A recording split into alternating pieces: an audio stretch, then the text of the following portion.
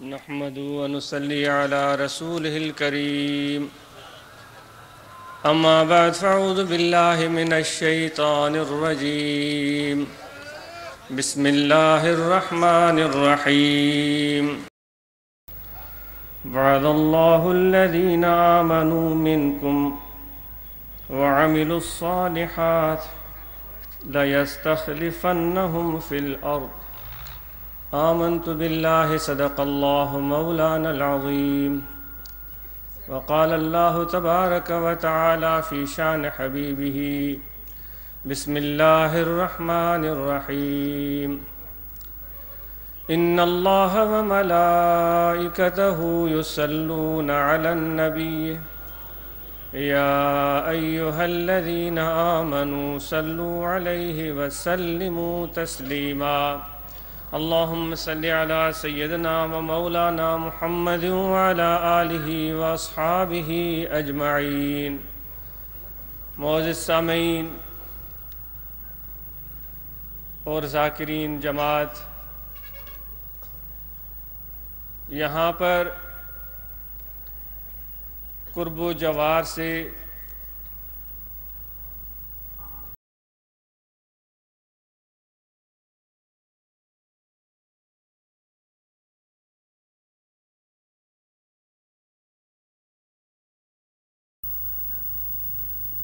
اور ذاکرین جماعت،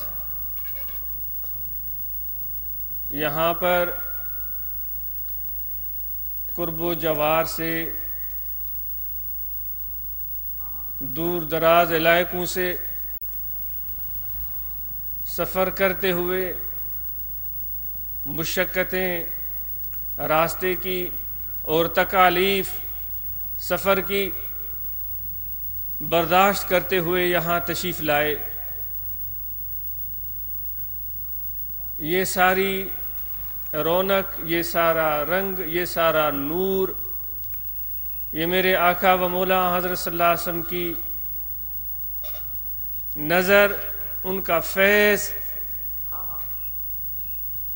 یہ آپ سب لوگوں کی برکت اور آنے کی وجہ سے ہمیں میسر ہو رہا ہے۔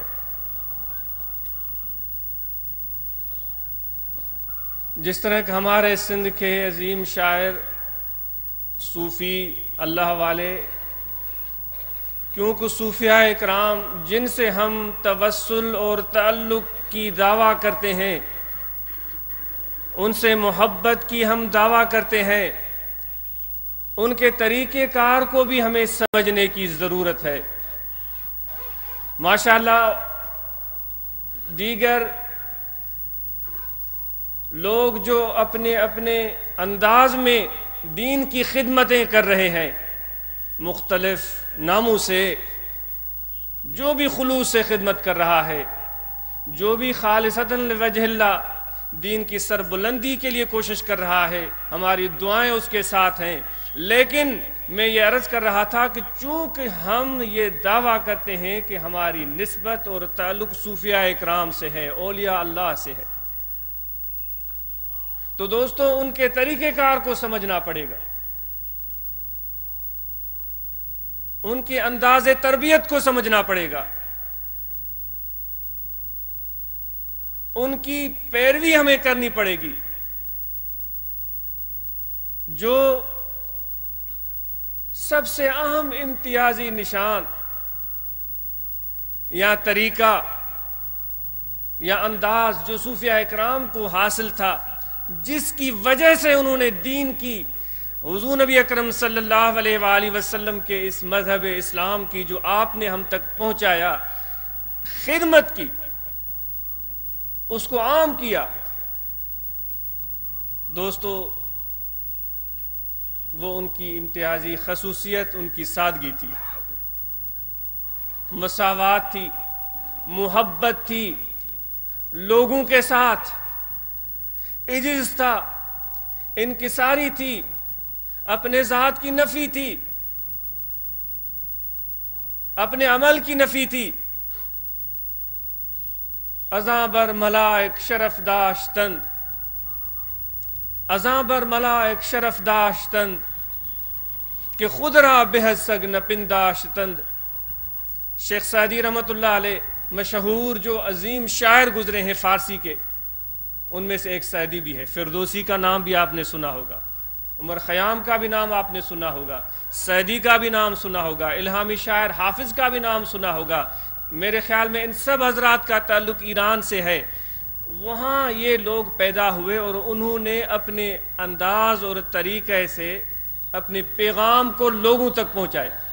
جو میں شعر عرض کر رہا ہوں یہ سعدی کا شعر ہے غالباً، تو وہ فرماتے ہیں کہ اس لیے وہ لوگ صوفیاء کرام کا ذکر کرتے ہیں، ان کے اخلاق اور عادات کا ایک واقعہ بیان کرتے ہیں، اور پھر فرماتے ہیں اس لیے ان کو مقام اللہ تعالیٰ نے فرشتوں سے بھی بلند تر عطا کر دیا۔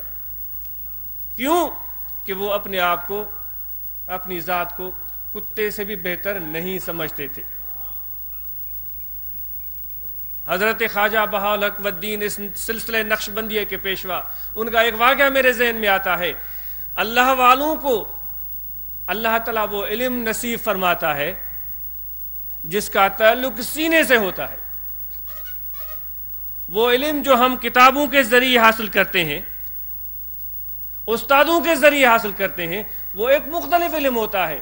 آج اس سینے والے علم کو پانے کے لیے ہم یہاں جمع ہوئے ہیں۔ کتابوں کو تکنے کی آج ضرورت نہیں ہے، استادوں کو ڈھونڈنے کی ضرورت نہیں ہے، کسی بڑے ماہر واعظ اور تقریر کرنے والے کو ڈھونڈنے کی ضرورت نہیں ہے، بلکہ یہاں گفتگو کی حاجت ہی نہیں ہے۔ اگر یہ گفتگو کی جا رہی ہے تو میں سمجھتا ہوں اس کی کوئی خاص ضرورت نہیں ہے، یہ تو ایک رسمی کارروائی ہے۔ بنیادی کام تو اس طرح ہو رہا ہے جن کے سینے کھلے ہوئے ہیں، جن کے سینے متوجہ ہیں، جن کے سینے اس سیب کے مانند جو سمندر کے تہ میں رہتی ہے اور اس کو رحمت کے قطرے کی تلاش ہوتی ہے، وہ سمندر جس کا پورے کا پورا پانی کڑوا اور کسیلا اور کھارا ہوتا ہے، سندھی میں ہم کھارا کہتے ہیں، اردو میں غالباً اس کو کڑوا کہتے ہوں گے، تو وہ اتنا پانی سخت کڑوا ہوتا ہے کہ اگر زبان کو لگ جائے تو زبان بھی جلنے شروع ہو جاتی ہے۔ تو اس سمندر کے تہوں میں رہنے والی وہ سیپ، اس کو تلاش ہے ایک قطرے کی، اپنے منہ کو اس نے بند کر کے رکھا۔ کتنا پانی ہے سمندر، کیا رحمت ہے اللہ تعالیٰ کی۔ سمندر کو دیکھیں اور پھر اللہ کی رحمت کو بھی دیکھیں۔ سمندر کا کوئی کنارہ نہیں، لیکن اللہ تبارک و تعالیٰ کی رحمت اس سمندروں سے بھی کئی گنا بڑھ کر ہے۔ تو اتنے کثیر پانی میں رہتے ہوئے بھی وہ سیپ اپنے منہ کو بند رکھتی ہے سمندر کے تہوں میں، تاکہ کوئی بھی ایک قطرہ سمندر کے پانی کا اس کے اندر داخل نہ ہو۔ کیوں؟ کہ اس کو تلاش ہے پانی کی، لیکن کوئی عام پانی نہیں۔ پانی تو سمندر میں موجود ہے، لیکن نہیں، اس کو علم ہے کہ وہ ایک ایسا قطرہ ہوگا جو کہ اللہ کی بارش میں، اللہ کی رحمت کی بارش جو برستی ہے اس میں سے ہوگا، اور اس کو امر ہوگا کہ ہاں تیرے اندر میں نے وہ صلاحیت ودیت کی ہے کہ اگر تو سیب کے سینے کے اندر چلا جائے گا تو تجھ سے گوہر نایاب پیدا ہوگا۔ تو وہ سیپ اس قطرے کے انتظار میں رہتی ہے۔ وہ سمندر کے اندر رہتے ہوئے سائنسدان کہتے ہیں، ماہر آبیات کہتے ہیں کہ وہ کبھی کبھار سمندر کے اوپر آ کر اپنا چھوٹا سا منہ، بالکل چھوٹی سی سیپ، چھوٹا سا منہ کھولتی ہے اور انتظار کرتی ہے کب وہ بارش کا قطرہ آئے گا جو میرے سینے میں سما جائے گا، جس کو پانے کے لیے اللہ نے مجھے مقرر کیا ہے۔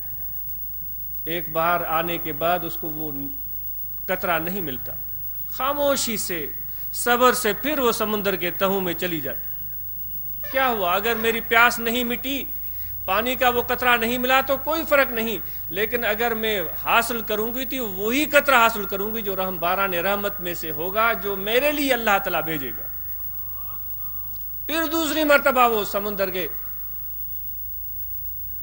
تہوں سے نکلتی ہوئی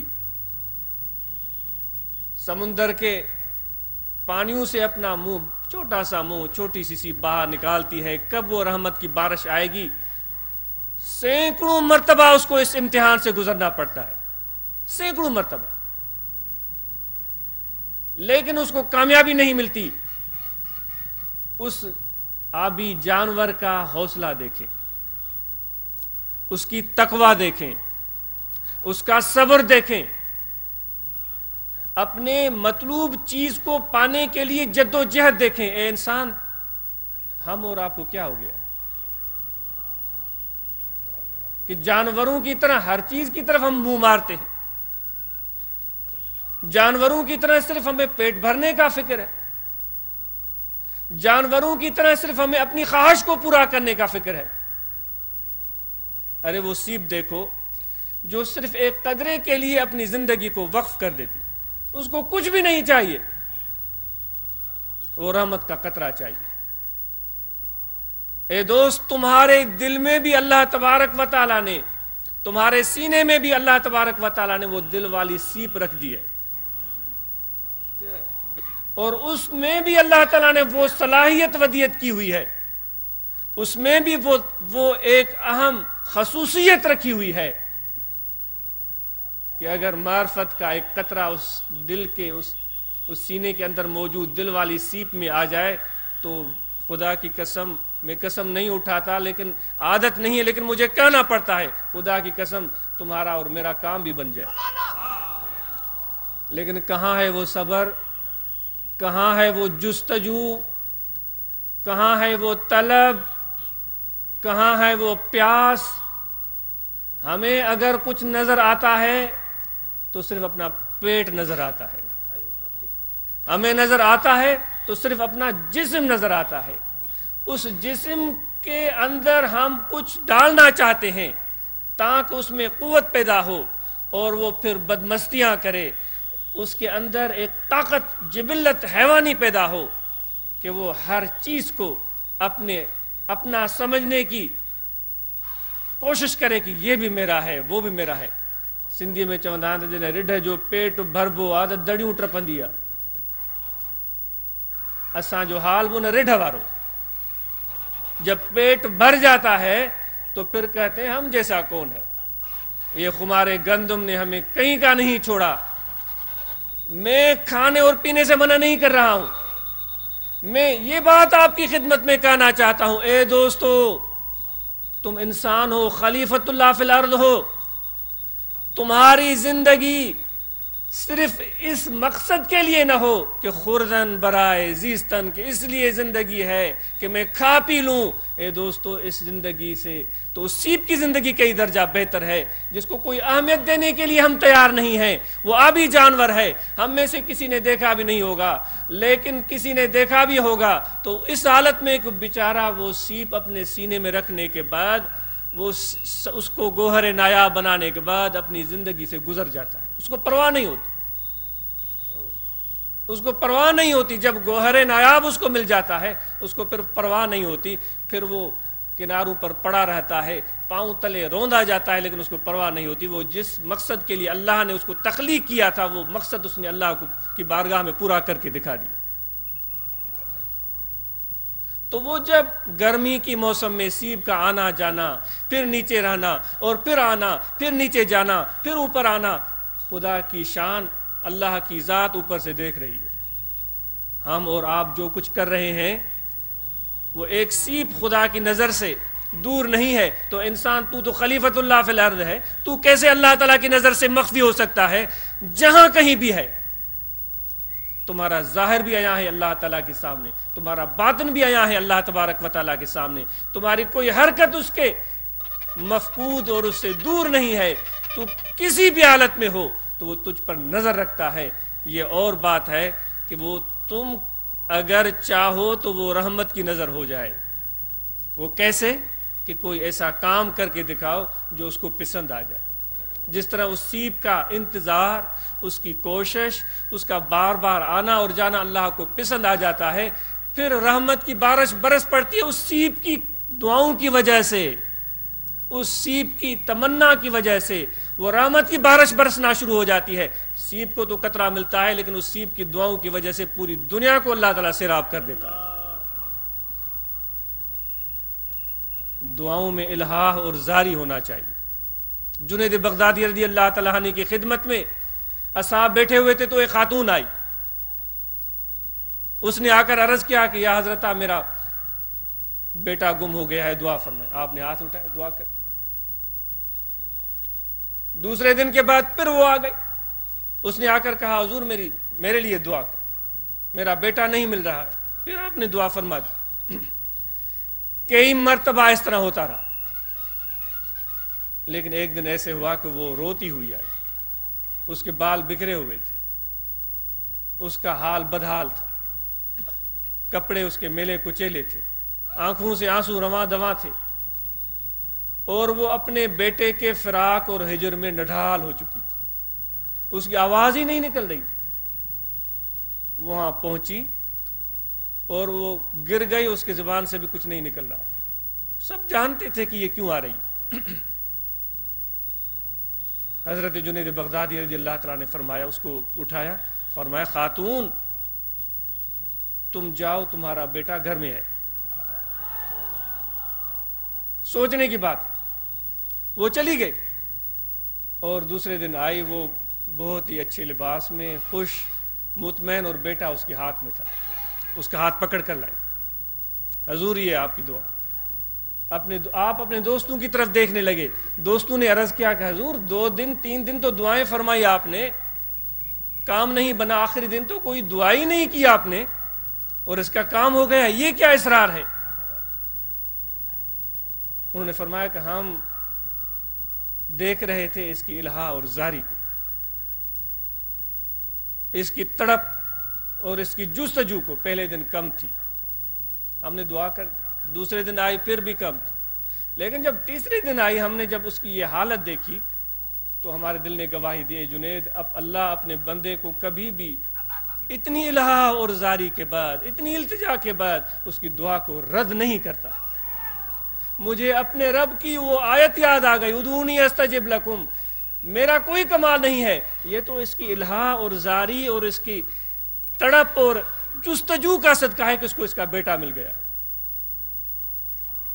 تو جب ہماری دعائیں قبول نہیں ہوتی تو یہ ہمارے عجز, طلب, پیاس, جستجو اور تڑپ کی کمی ہوتی ہے.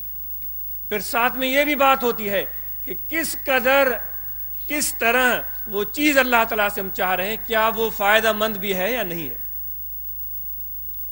تو میں کہیں سے کہیں چلا گیا. میں عرض کر رہا تھا کہ صوفیاء اکرام کی تعلیم اور تربیت کو سمجھنا چاہیے. صوفیاء اکرام وہ تھے کہ جو کبھی بھی اس طرح اسٹیجیں سجا کر تقریریں نہیں کرتے تھے. ہم پر تو کوئی اور رنگ ہی غالب آ گیا ہے. ان کا کبھی بھی یہ طریقہ نہیں رہا. وہ تو دنیا وما فیہا سے لا تعلق ہو کر اپنی رب سے لو لگا کر بیٹھ جاتے تھے. تو حضرت خواجہ بہاؤالدین نقشبند بخاری رحمۃ اللہ علیہ کا مواقع عرض کر رہا تھا انکساری کے حوالے سے. تو ان کی خدمت میں ایک آپ کا مرید خادم نہیں آیا, کافی دن گزر گئے. تو وہاں دور دراز, آپ بخارا میں تھے, وہ دور دراز کہیں کہہ رہا ہے میں تو اس لیے اپنے پیر کی خدمت میں نہیں جا رہا ہوں, وہ فقیہ تھا, اس لیے نہیں جا رہا ہوں کہ میرا وجود ناپاک ہے, میرے عادات خراب ہیں, میرا باطن پلید ہے. تو ایسا نجس آدمی وہاں کیسے جائے؟ اپنی پیر کی خدمت میں اس لیے نہیں جا رہا ہوں.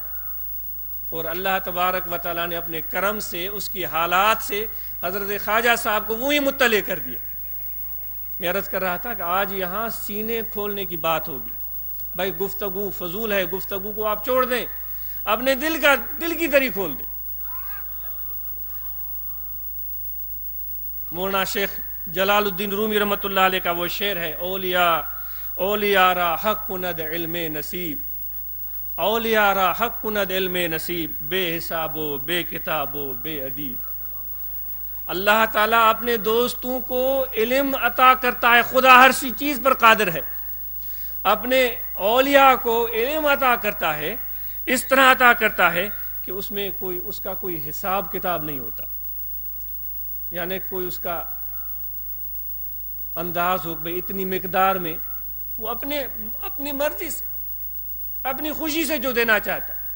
بے کتاب ہو, کوئی کتاب کی حاجت وہاں نہیں ہوتی, بے ادیب کوئی سکھانے والا بھی نہیں ہوتا, اللہ اپنے طرف سے ان کے سینے میں وہ علم لدنی ڈال دیتا ہے.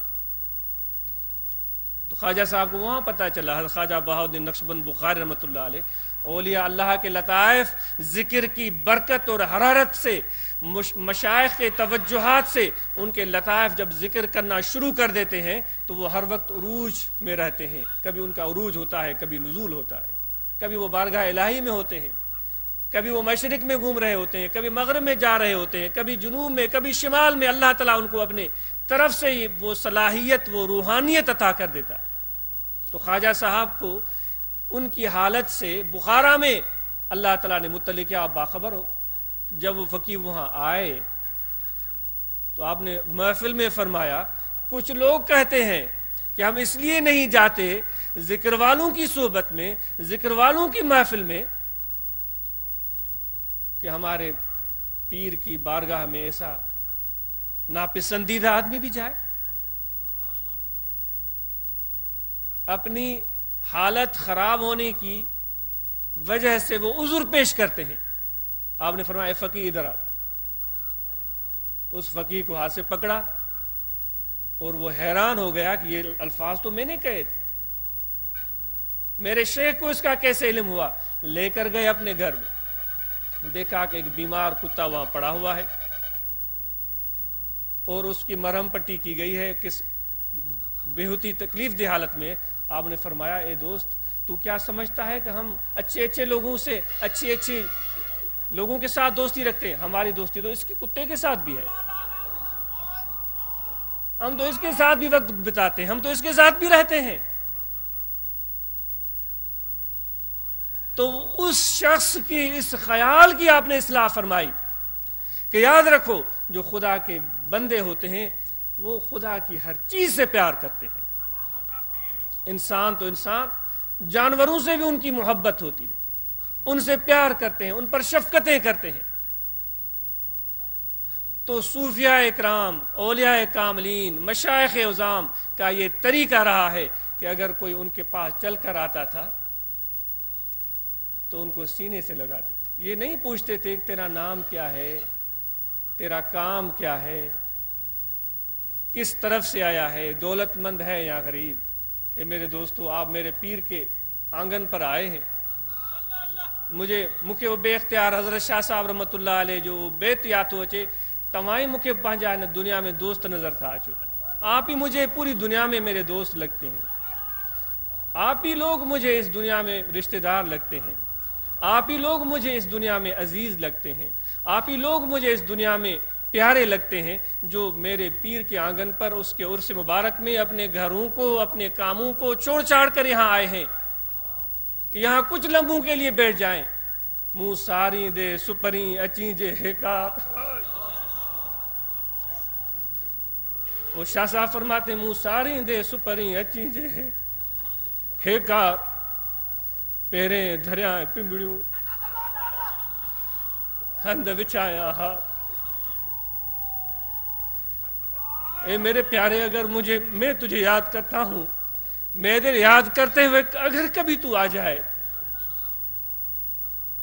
تو جو میرے پلک ہیں آنکھوں کے, وہ میں تیرے قدموں کے تلے بچھا دوں.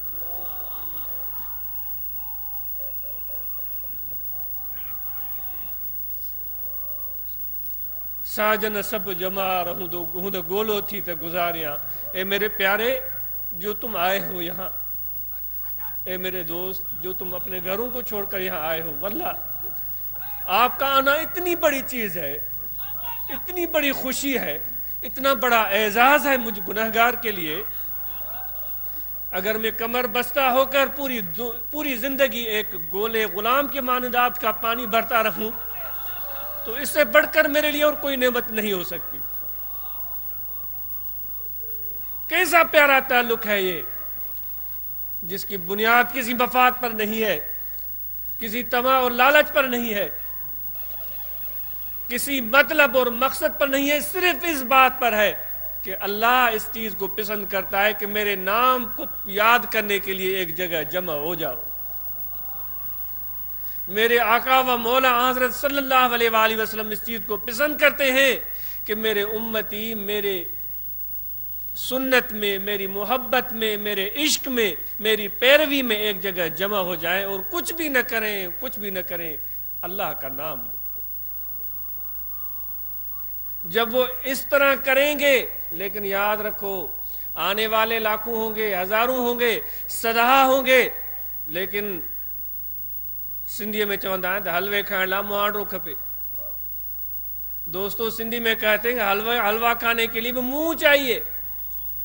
فیض ملے گا، رحمت ملے گی، بارش ہوگی، لیکن ملے گی کس کس کو؟ یہی تو آج امتحان ہے.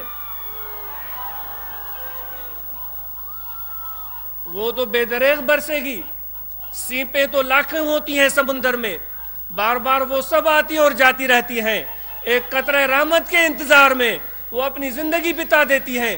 کتنی سیپیں ہیں جو وہ گوہر نایاب اپنے سینے میں لے لیتی ہے. سب نہیں، سب نہیں.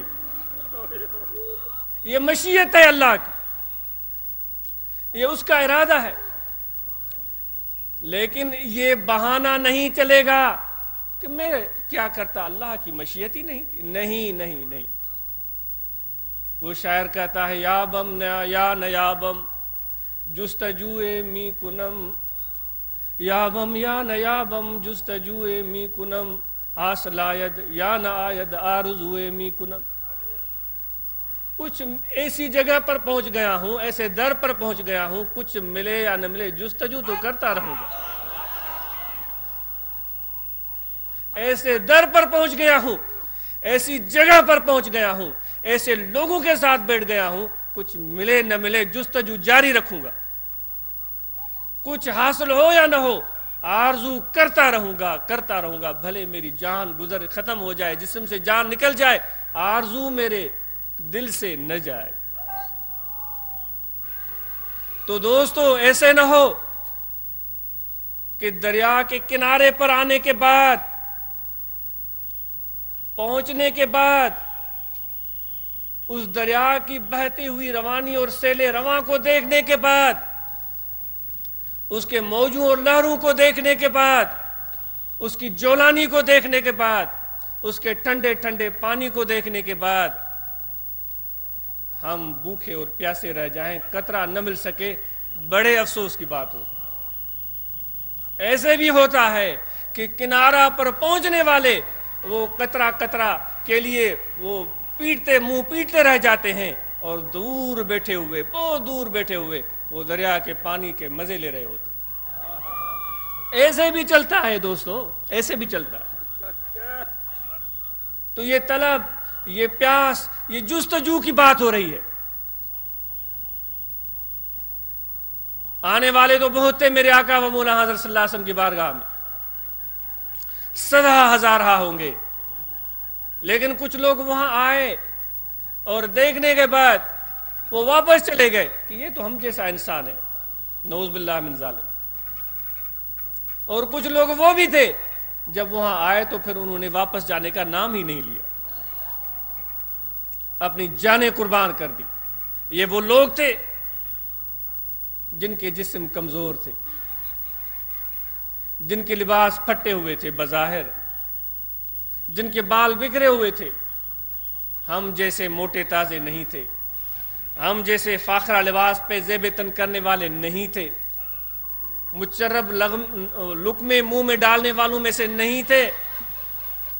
ان کے پاؤں میں کھجور کے پتوں کی جوتیاں ہوتی تھیں، آج کل کی طرح بڑے نفیس اور عالیشان جوتے جو ہم پہنتے ویسے ان کے پاؤں میں نہیں ہوتے تھے. ان کی لباس اتنے کھردرے اور سخت ہوتے تھے کہ آج جیسے ہم لوگ اگر اپنے جسم کو لگائیں تو ہم چیخ اٹھیں کہ جسم زخمی ہو گیا. لیکن وہ اپنے وعدے کے پکے تھے، جو کہتے تھے اس پر عمل کرتے تھے، امانت میں خیانت نہیں کرتے تھے. جب حضور کا فرمان ہو جاتا تھا تو جان دینے سے گریز نہیں کرتے تھے.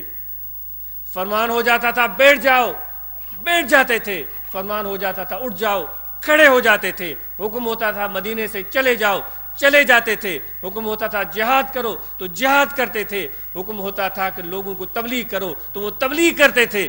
ان کو اس سے سروکار نہیں ہوتا تھا کہ یہ بات ہمارے عقل اور دماغ کو قبول بھی ہے یا نہیں، وہ صرف آقا کے چہرے انور کو دیکھتے تھے، ان کے حکم اور ان کے فرمان پر چلتے تھے۔ یہ وہ صحابہ تھے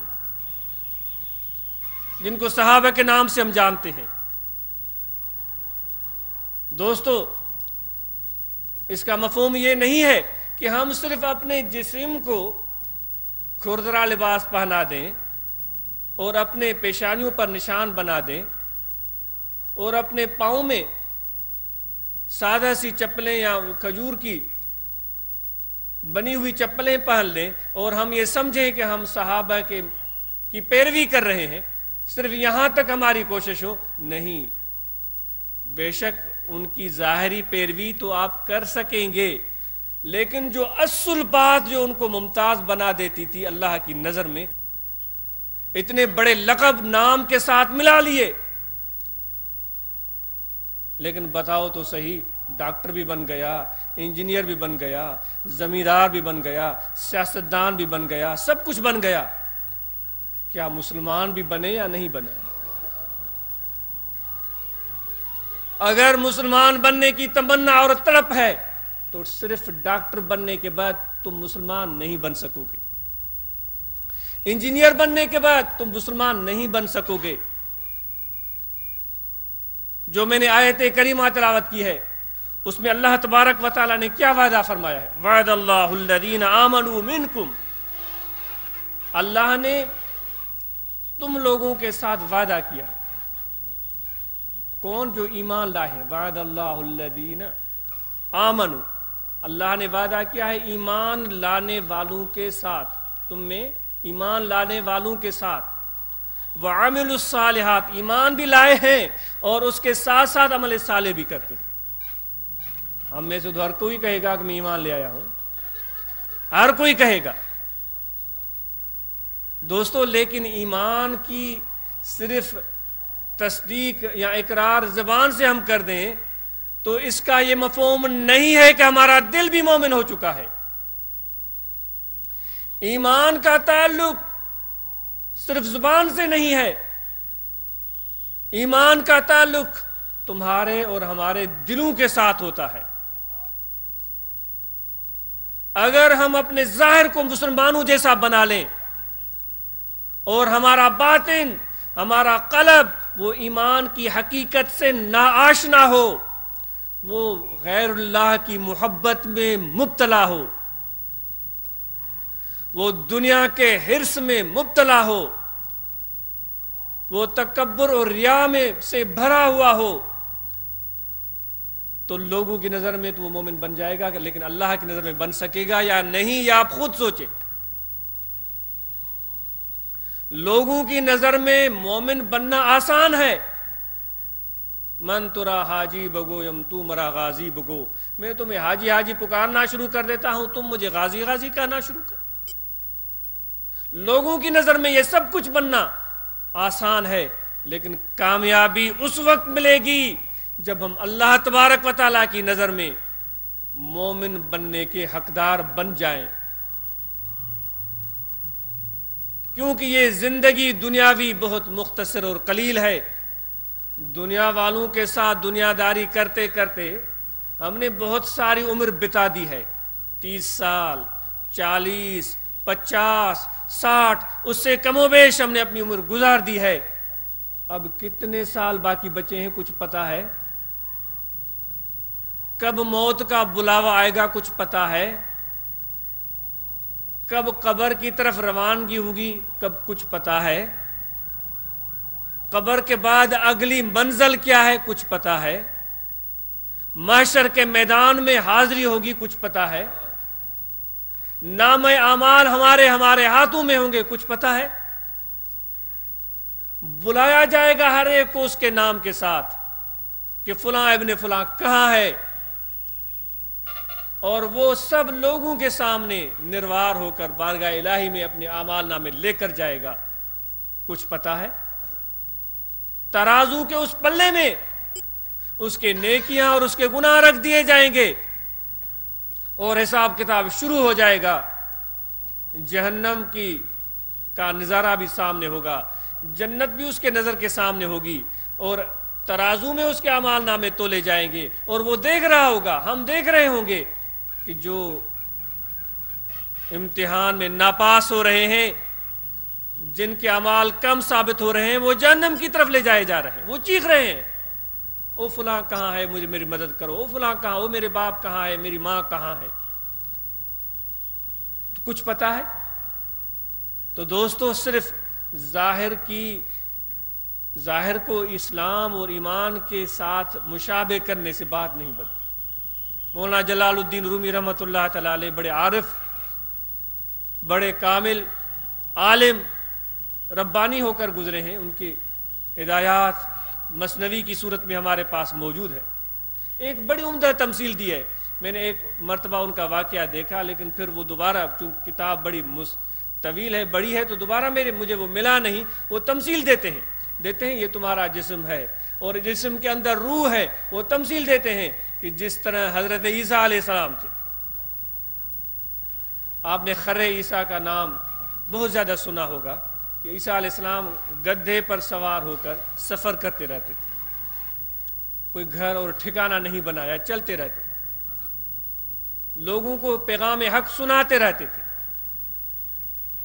وہ فرماتے ہیں کہ سوچنے کی بات ہے, میں عرض کر رہا تھا کہ ہم صوفیاء اکرام سے تعلق رکھنے والے, ان سے محبت اور رابطہ اپنے دل کا جوڑنے کی کوشش کرنے والے, اس بات کو سمجھنے کی کوشش کرو. کیونکہ ہم آج یہاں جمع ہوئے ہیں, لیکن یہاں سے جب واپس جائیں گے, جب ہم یہاں سے واپس جائیں گے تو ایک واضح تبدیلی ہمارے اندر ہونی چاہیے. ایسے نہ ہو کہ کھودا پہاڑ نکلا چوہا, بڑے پہاڑ کو کھودنا شروع کر دیا بڑی محنت اور مشقت سے کہ اس کے جڑ سے ہمیں سونا ملے گا, ہمیں ہیرے جواہرات ملیں گے, لیکن کھود کھود کر عمریں گزر گئیں. جب اس کے بالکل جڑ تک, اس کے روٹ تک پہنچنا نصیب ہوا تو وہاں نہ سونا تھا, نہ ہیرے تھے, نہ موتی تھے, نہ جواہر تھے, وہاں تو ایک چوہا نکلا. دوستو ایسے نہ ہو کہ ہم یہاں سے واپس جائیں جیسے گئے تھے ویسے ہی, جیسے آئے تھے ویسے ہی واپس جائیں.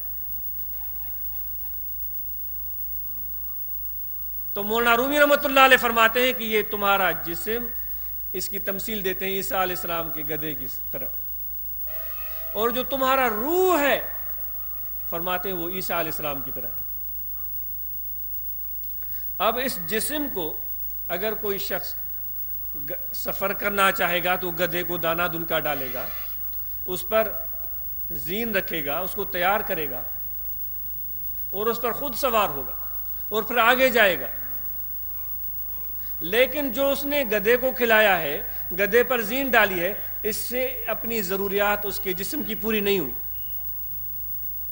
اس کے جسم کو ضرورت ہے مختلف چیزوں کی. وہ گدھے والا دانہ وہ خود نہیں لے گا, وہ گدھے والی زین اپنی پیٹھ پر نہیں ڈالے گا, وہ جو اس کی گدھے کی ضروریات ہیں وہ خود استعمال نہیں کرے گا, کیونکہ وہ جانتا ہے کہ یہ گدھا ہے, اور وہ جانتا ہے کہ میں انسان ہوں, میری خوراک اور غذا گدھے کے مقابلے میں بہت بہتر ہے.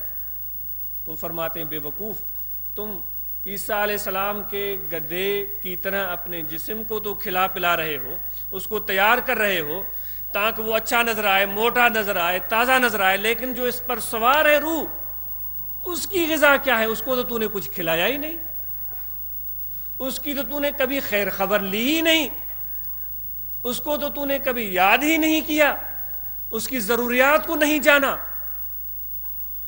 اس کی طلب اور جستجو کو نے نہیں پہچانا, تو وہ روح تمہارا بھوکا رہ گیا اور تمہارا جسم موٹے سے موٹا ہوتا چلا گیا.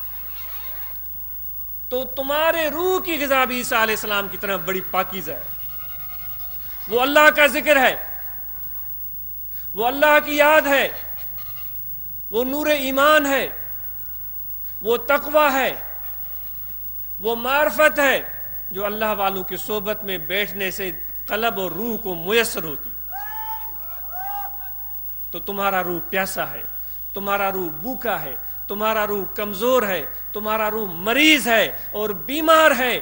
بے وقوف صرف اپنے جسم پر لباس فاخرہ سجانے کے بعد، اچھے اچھے کپڑے پہننے کے بعد، اچھی اچھی چیزیں گھر میں جمع کرنے کے بعد یہ مت سمجھو کہ میں نے سب کچھ کر لیا، میں نے اپنی ذمہ داریوں کو پورا کر لیا، اب تو میں بہت ہی بڑا آدمی بن چکا ہوں۔ نہیں، جب تک تمہارے روح کی غذا نہیں ملے گی اس روح کو اور اس کی ضروریات پوری نہیں ہوگی تو تم انسان کہلوانے کے حقدار نہیں ہو۔ ایسا جسم تو گدھے کو بھی ہے، ایسا جسم تو گائے اور بیل کو بھی ہے، ایسا جسم تو جانوروں کو، درندوں اور پرندوں کو بھی ہے۔ اپنی جستجو اور اپنی کوشش کو صرف جسم کی ضروریات تک محدود مت رکھو۔ انسانیت بہت اعلیٰ اور عرفہ چیز ہے۔ والتین والزیتون وطور سینین وہذا البلد الامین لقد خلقنا الانسان فی احسن تقویم ثم رددناہ فی اسفل سافلین۔ اللہ فرماتا ہے مجھے انجیل مقدس کی قسم ہے، زیتون کے درخت کی قسم ہے، طور سینا جبل کی قسم ہے، اس امن والے شہر جس میں آقا نامدار حضرت صلی اللہ علیہ وسلم رونق افروز، اس کی مجھے قسم ہے کہ ہم نے انسان کو بہترین سانچے میں ڈھالا، بہترین سانچے میں ڈالا۔ اس کے جسم کی بھی تعریف کی گئی، لیکن جو اس کا مقصد حیات ہے ثم رددناہ اسفل سافلین الا الذین آمنوا وعملوا الصالحات، چونکہ وہ جسم اس کو بڑا بھا گیا، اس کو اچھا لگا تو صرف جسم کی پوجا پاٹ میں لگ گیا، میرا میک اپ صحیح ہو، میرا جسم صحیح ہو، میرا لباس صحیح ہو، تو اس نے اپنے روح اور قلب کو بھلا دیا، بالکل ہی بھلا دیا۔ نتیجہ یہ ہوا کہ اس کی اس غلط سوچ کی وجہ سے اللہ تعالیٰ نے فرمایا ہم نے اس کو پستیوں میں گرا دیا، پستیوں میں گرا دیا، جانوروں کی صف میں اس کو بٹھا دیا، بلکہ ان سے بھی پیچھے چلا گیا ہے۔ جانوروں کو مالک کی پہچان ہوتی ہے، گدھے اور گھوڑے کو بھی اپنے مالک کی پہچان ہوتی ہے۔ اے بے وقوف انسان، ہم تو ایسے ناقدر انسان ہیں کہ ہمیں اپنے مالک کی پہچان نہیں ہوئی اب تک۔ اگر ہمیں اپنے مالک کی پہچان ہوتی تو کبھی بھی ہم آج اس طرح رسوا نہیں ہوتے، مختلف تکالیف سے دوچار نہیں ہوتے۔ وہ مالک جس نے ہمیں پیدا کیا ہے، وہ مالک جس نے ہمیں آنکھیں دی ہیں، وہ مالک جس نے ہمیں کان عطا فرمائے ہیں، وہ مالک جس نے ہمیں احسن صورت سے نوازا ہے، جس نے ہمیں اولاد کی نعمت دی ہے، جس نے ہمیں رزق عطا فرمایا، اس کی پہچان سے ابھی تک تو بہت دور ہے، اس لیے تجھے پستیوں میں گرا دیا گیا۔ اگر تو اس سے بچنا چاہتا ہے، یہ پستیوں سے میں نکل کر میں اللہ تعالیٰ کے پسندیدہ بندوں کی صف میں شامل ہونا چاہتا ہوں، تو کچھ ہاتھ پاؤں مارنے پڑیں گے دوستو۔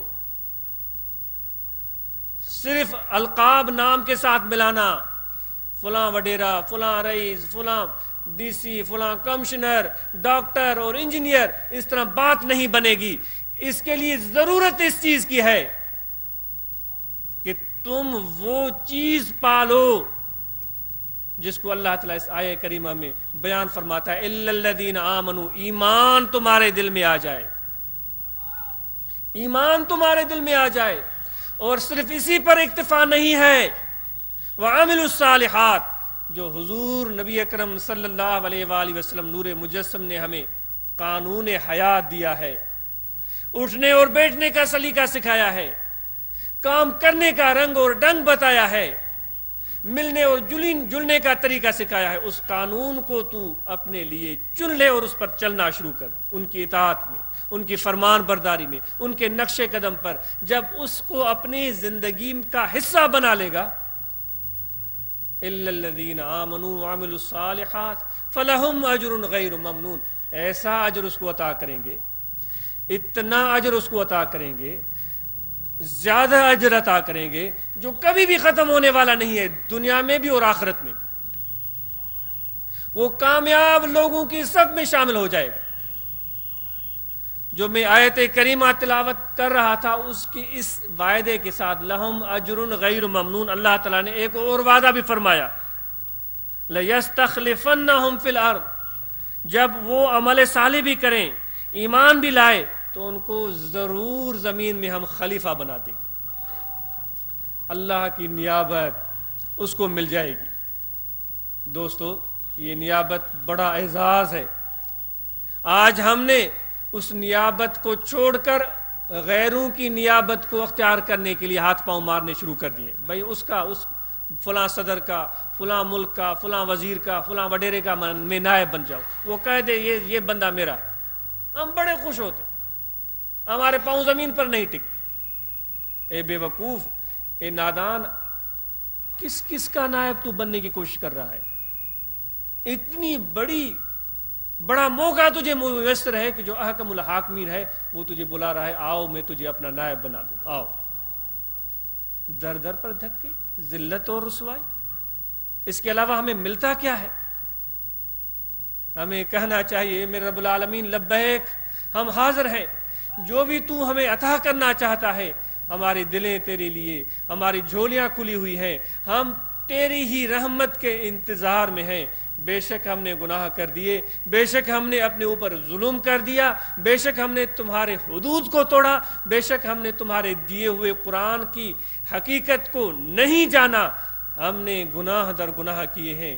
ہمارے گناہ اتنے بڑھ گئے ہیں کہ زمین کے کنارے ان کو سمانے سے قاصر ہیں. ہمارے گناہ اتنے بڑھ چکے ہیں کہ وہ سمندر کی جھاگ کی طرح نہ ختم ہونے والے ہیں، آسمانوں تک پہنچنے والے ہیں. لیکن قربان جاؤں اے میرے رب العالمین، تیرے سوا کوئی فریاد رس بھی نہیں ہے. تیرے آقا کا وسیلہ، ہمارے آقا کا وسیلہ، تیرے حبیب کا وسیلہ تیری بارگاہ میں لے کر ہم التجا کرتے ہیں کہ ہمارے گناہوں کو بخش دے، ہماری خطاؤں کو معاف کر دے، اور اس مقام پر ہمیں پہنچنے کا راستہ بخش دے جو تو نے ہمارے لیے مقرر کر رکھا ہے. وَلَيَسْتَخْلِفَنَّكُمْ فِي الْأَرْضِ، خلیفہ بنا دیا جائے گا. دوستو، عبادات بے شک بڑی اہمیت کی حامل ہیں، اس سے کوئی انکار نہیں ہے، لیکن صرف عبادات تک محدود رہنے والے لوگ،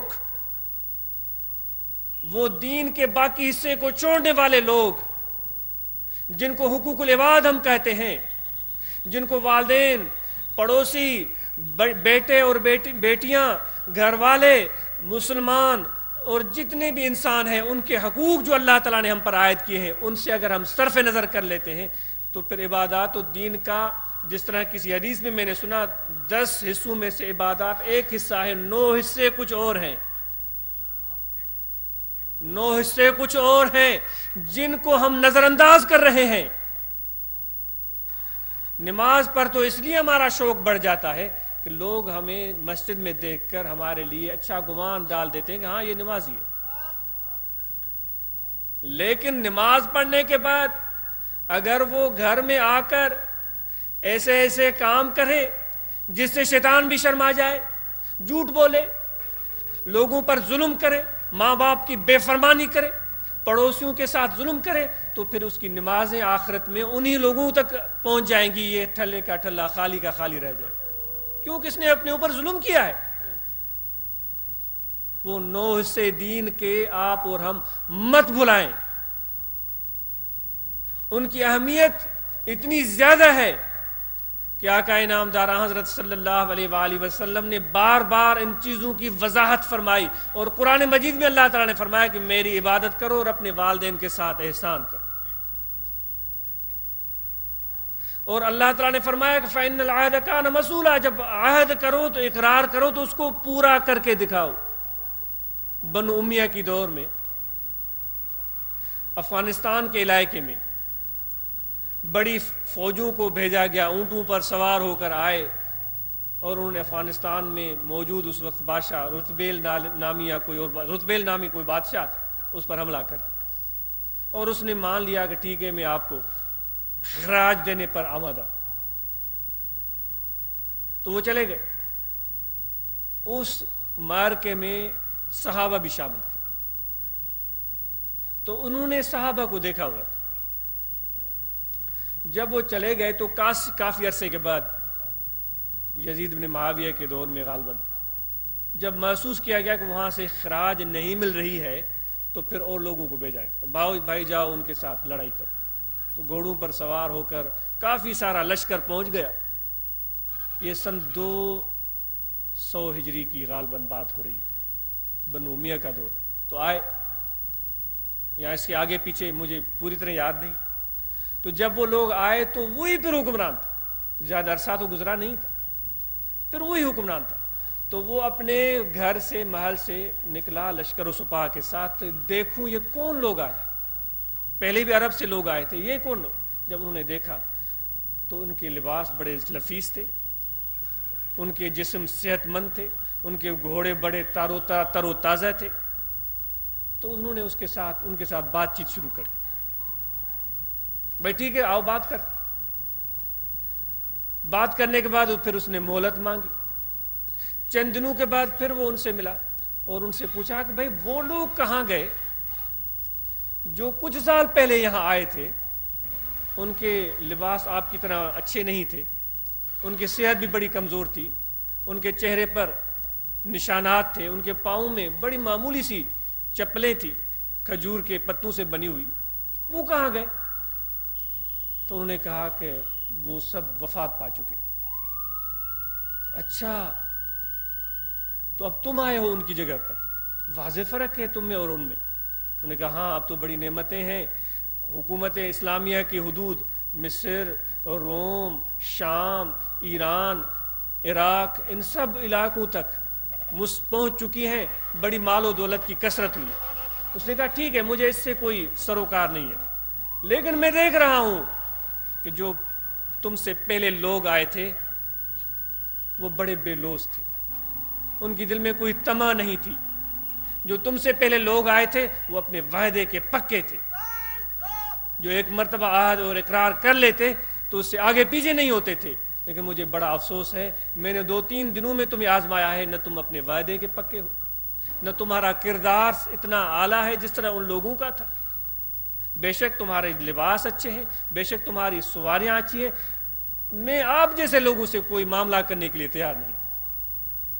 تو دوستو, ایک ایسا شخص جس نے کبھی آقا نامدار حضرت صلی اللہ علیہ وسلم کو نہیں دیکھا, حالت ایمان میں بھی نہیں تھا, لیکن وہ بھی پرکھ کر بتا دیتا ہے کہ اخلاق کی عظمت, وعدے کی سچائی, کردار کی پختگی, امانت داری, یہ کتنی بڑی بات ہے.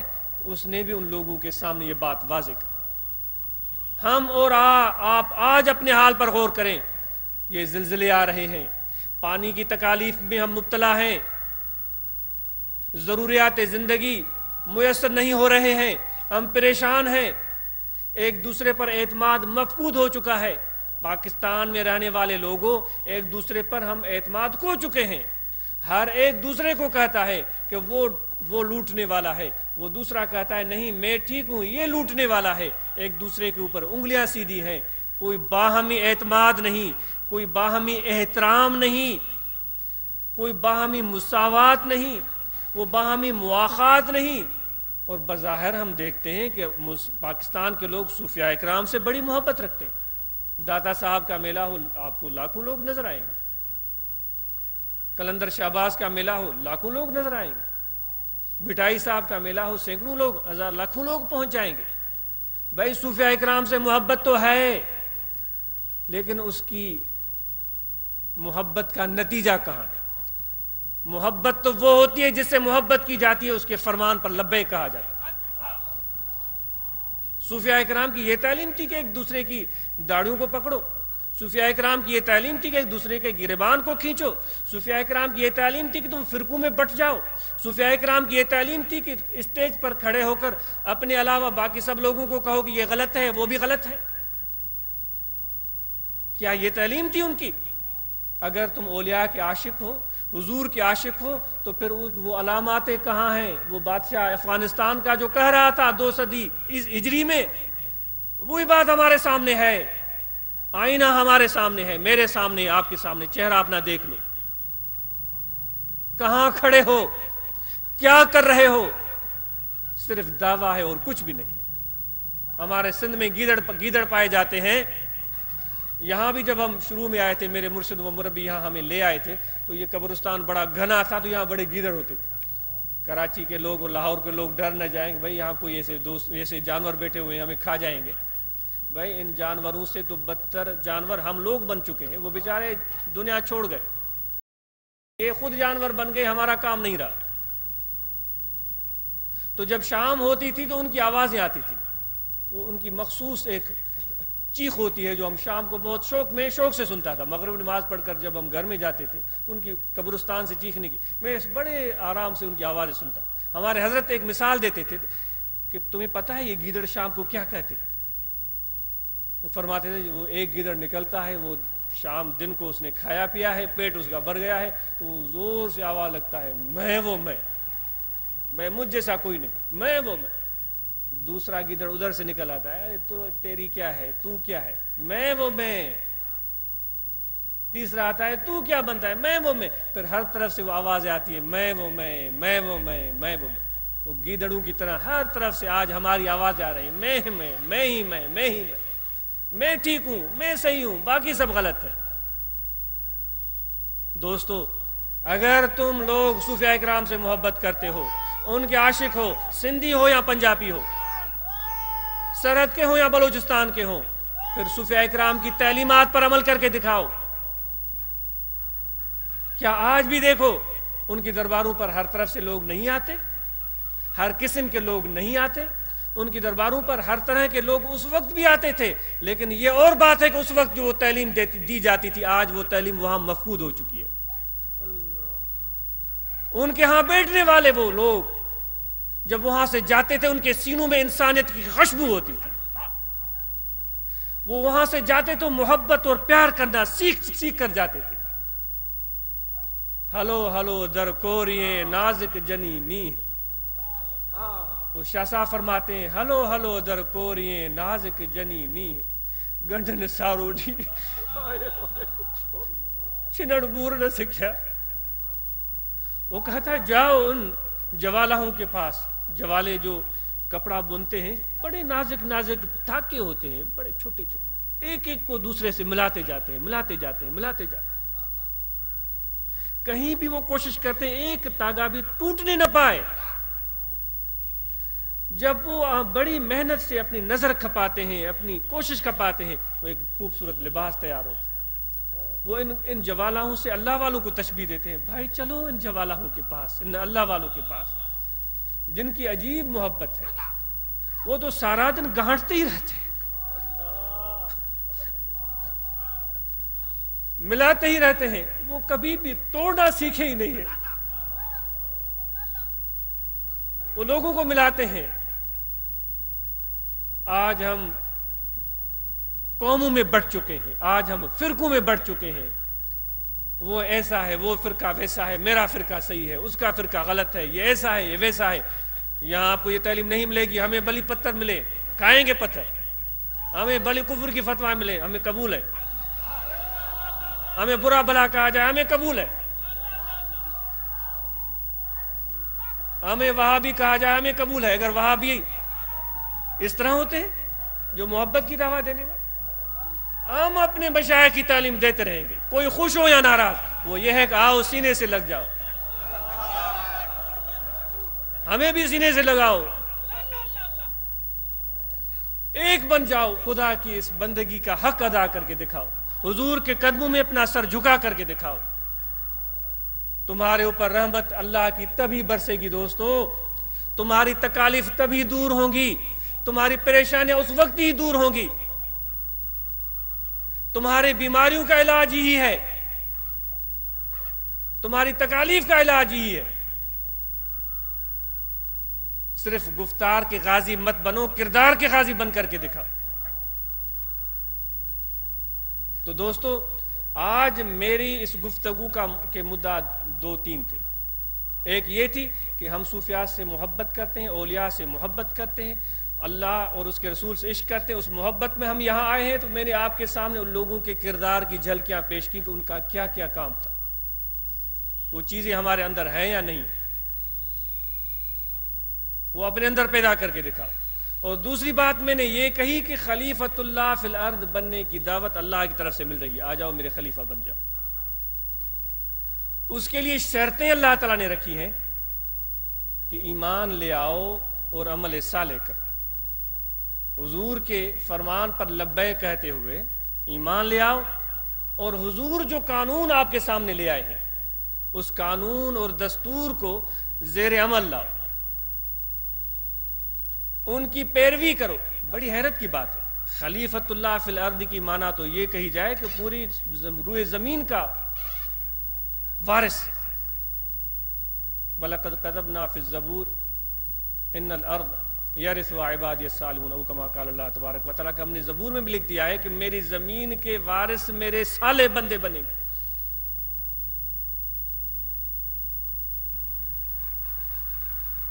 خلیفۃ اللہ فی الارض کا مالک ہے، مانا ہے پوری زمین کا وارث. اس کے لیے یہ کہا جاتا کہ بھائی تم جاؤ کوئی بڑا ادارہ کھولو، ان لوگوں کو فوجی ٹریننگ دو. یہ کہا جاتا کہ ان کو کسی یونیورسٹی میں ڈال دو، کوئی کالج کھول کر اس میں پھینک دو، کسی بڑے ادارے میں ان کو ڈال دو، کسی بڑے ماہر و دانشور کی خدمت میں بھیج دو. یہ بات نہیں کہی گئی. بڑی حیران کن بات ہے. اللہ تعالیٰ فرماتا ہے میں مجھ پر اور میرے رسول پر ایمان لے آؤ، خلافت ملے گی، زمین کی وراثت ملے گی، زمین کی حکومت ملے گی، عزت اور آبرو ملے گی، شرف اور شان ملے گا. کیا کرنا ہے؟ ہم یہ سوچتے ہیں کہ ہمارے بچے بڑے اچھے کالج میں پڑھیں گے، بڑے انسان بن جائیں، ہمارے بچے بڑے یونیورسٹی میں پڑھیں گے، بڑے انسان بن جائیں گے. بے شک یونیورسٹی میں پڑھیں، بے شک کالجز میں پڑھیں، بے شک بڑے اداروں میں ان کو ڈالیں، بے شک وہاں سے وہ انجینئر بن کر نکلیں گے، بے شک وہ ڈاکٹر بن کر کے نکلیں گے، وہاں سے سب چیز ان کو مل سکتی ہے. لیکن جو چیز اللہ سکھا رہا ہے وہاں سے وہ چیز نہیں ملے گی. لَيَسْتَخْلِفَنَّهُمْ فِي الْأَرْضِ، ہم ان کو اپنا نائب بنائیں گے. ضرور ضرور، تاکیدی ضرور ضرور ان کو اپنا نائب بنا دیں گے. کب بنا دیں گے؟ جب میرے رسول کے اوپر مجھ اللہ پر ایمان لے آئیں، ایمان ان کے دلوں میں داخل ہو، اور ان کے عمل جو ہے وہ قانون رسول مکرم صلی اللہ علیہ وآلہ وسلم جو انہوں نے دیا ہے اس پر عمل کر کے دکھائیں. یہ دو باتیں کر کے دکھاؤ. اللہ تعالیٰ فرماتا ہے میرا وعدہ ہے میں تمہیں زمین کا وارث بنا دوں گا. اور پھر یہ ہے کہ اللہ تبارک و تعالیٰ نے فرمایا ہے کہ میری رسی کو مضبوطے سے تھام لو. ایسے نہ ہو کہ تم ٹکڑیوں میں بٹ جاؤ، فرقوں میں بٹ جاؤ. میرے اللہ کی رسی کو مضبوطی سے تھام لو. فَقَدِ اسْتَمْسَكَ بِالْعُرْوَةِ الْوُثْقَىٰ لَا انفِصَامَ لَهَا. مضبوط سہارے کو پکڑ لو جو کبھی بھی ٹوٹنے والا نہیں ہے، اس کو پکڑ لو. میرے آقا و مولا حضرت صلی اللہ علیہ وسلم کی ذات یہ سہارا ہے. ان کے سہارے کو تھام لو، اور پھر اس سہارے کو اس طرح مضبوطی سے تھام لو کہ کوئی تمہارے اندر فرق نہیں رہے. محمدی رنگ میں رنگ جاؤ. تو جب تم اس رنگ میں رنگ جاؤ گے تو پھر تمہیں خلافت میں عطا کروں گا، وراثت میں عطا کروں گا. تو دوستو، بے شک تم ڈاکٹر بھی بنو، انجینئر بھی بن جاؤ، اور اس کی ضرورت ہے. سائنس اور ٹیکنالوجی کے میدان میں ہمارے نوجوانوں کو آگے بڑھنا چاہیے. لیکن جو وراثت نبوی ہے، وراثت مصطفی ہے، فیضان نبوی ہے، جو عنایت نبوی ہے، وہ چیزیں ہمارے اندر ہونی چاہیے. یہ سرمایہ ہمارے سینے میں ہونا چاہیے. کیا حسین منظر ہوگا جب ایک سائنسدان بھی ہو، ایک ڈاکٹر بھی ہو، ایک انجینئر بھی ہو، سب چیزیں اس کے اندر موجود ہوں، اور اس کے ساتھ اس کے سینے میں ایمان کامل بھی ہو، عشق رسول بھی ہو، اور اس کا عمل سنت نبوی کے مطابق ہو، مخلوق خدا پر مہربان ہو. جب یہ سب چیزیں اس میں اکٹھے ہو جائیں گی، میں سمجھتا ہوں پھر کامیابی ہم سے دور نہیں ہے. ایسے لوگ پیدا ہوں گے میرے آقا و مولا حضرت صلی اللہ علیہ وسلم کی نظر سے. ایسے لوگ پیدا ہوں گے، کیونکہ آپ نے فرمایا مثل امتی کمثل المطر، میری امت کی مثال بارش کی طرح ہے. کوئی نہیں جانتا کہ میری امت کا اول اچھا ہے یا آخر اچھا ہے. آپ کو تو علم غیب اللہ نے عطا فرمایا. آپ جانتے تھے کہ اس وقت کیا ہو رہا ہے، آپ جانتے تھے کہ آگے کیا ہونے والا ہے. پوری امت کا نظر آپ کے سامنے تھا. یہ تو میرے آقا کے غلاموں کو آقا کے صدقے میں یہ نعمت مل جاتی ہے، یہ دولت مل جاتی ہے. آقا کا مقام ہی کیا ہوگا، ان کا شان ہی کیا ہوگا. حضرت امام ربانی مجدد منور الثانی رضی اللہ تعالیٰ عنہ جو اس نقش بندی سلسلے کے پیشوا ہیں، وہ فرماتے ہیں وہی میں جو پہلے کر رہا تھا، الہا زاری اللہ کو بڑی پسند ہے. تو وہ فرماتے ہیں ہمارے اندر انکساری الہا زاری کا اشتیاق پیدا ہوا. ہم سجدے میں چل گئے اور رونے لگے، اور اللہ کی بارگاہ میں اپنی بے بسی پیش کرنے لگے. ندارے میں غیرت تو فریاد رس تو یا سیارا خطا بخش بس، اے میرے رب العالمین تو ہی بخشنے والا ہے، تو ہی کرم فرمانے والا۔ اللہ نے فرمایا اے میرے پیارے میں نے تجھے بخش دیا۔ وہ فرماتے ہیں الہام ہوا اللہ کی طرف سے، اے احمد سرہندی رضی اللہ تعالیٰ عنہ تمہیں ہم نے بخش دیا۔ ہم نے دیکھا کہ رحمت الہی جوش میں ہے، وہاں سے عنایت ہو رہی ہے، فرماتے ہیں ہم نے اور زیادہ الہا وزاری شروع کر دی۔ اے میرے رب العالمین تیری رحمت کا تجھے واسطہ ہے، تیری سخاوت کا تجھے واسطہ ہے، تیری مغفرت کا تجھے واسطہ ہے، اور بھی مہربانی فرما، اور بھی مہربانی فرما۔ تو الہام ہوا قد غفرت لک ومن توسل بک، ہم نے تجھے تو بخش دیا ہے لیکن جس نے تمہارے ہاتھ کو پکڑا ہے اس کو بخش دیا۔ فرماتے ہیں ہمیں مسرت بھی ہو رہی تھی، خوشی بھی ہو رہی تھی، لیکن سوچا آج اے امن سرندی رضی اللہ تعالیٰ نے ایسا موقع ملا ہے پھر کبھی شاید نہ ملے، رحمت کے دروازے کھول دیے گئے ہیں، مغفرت کے اعلان ہو رہے ہیں، بخششیں مل رہی ہیں، اعزاز و اکرام مل رہے ہیں۔ تو امام ربانی فرماتے ہیں ہم نے اور الہازاری شروع کر دی، ہے میرے رب العالمین میں اور بھی چاہتا ہوں، میں اس سے بھی زیادہ چاہتا ہوں، جتنی تیری رحمت ہے میں اتنا چاہتا ہوں۔ اے احمد سرندی کیا چاہتے ہو؟ میں نے عرض کیا یا رب العالمین تیرے حبیب کے صدقے میں، آقا کے صدقے میں چاہتا ہوں جو بھی طریقے نقش بندیہ میں اس وقت داخل ہیں، جو آگے داخل ہوں گے، ان سب کو مغفرت مل جائے، سب کی بخشش کر دی جائے، سب کو معاف کر دیا جائے، سب کو جنتی ہونے کا سرٹیفکیٹ دیا جائے۔ کتنا پیار ہے ہمارے مشائخ کو ہم جیسے گنہگاروں سے، جن کی وجہ سے، جن کے نام کے صدقے میں آج ہم یہاں جمع ہوئے۔ میرے سونا سے رحمت اللہ علیہ، حضور پیر مٹھا رحمت اللہ علیہ، حضور پیر قریشی رحمت اللہ علیہ، حضرت امام ربانی رحمت اللہ علیہ، ان کا صدقہ ہے جو آج ہم یہاں جمع ہیں، ورنہ تو مجھ جیسے خطا کار کو، سیاہ کار کو کون جانتا ہے۔ میری حالت، میری کیفیت وہ مولانا جلال الدین رومی رحمت اللہ علیہ کے شعر کے مانند ہے، اے دریغا کس نمی داند مرا، اے دریغا کس نمی داند مرا، گر بدانندم برانندم مرا۔ کیا ہی اچھا ہوا کہ کوئی مجھے جانتا نہیں ہے، کوئی مجھے نہیں جانتا ہے، میرے اندر کو نہیں جانتا ہے، میرے گناہوں کو نہیں جانتا ہے، میری سیاہیوں کو نہیں جانتا ہے، اس لیے مجھے سر پر بٹھا رکھا ہے۔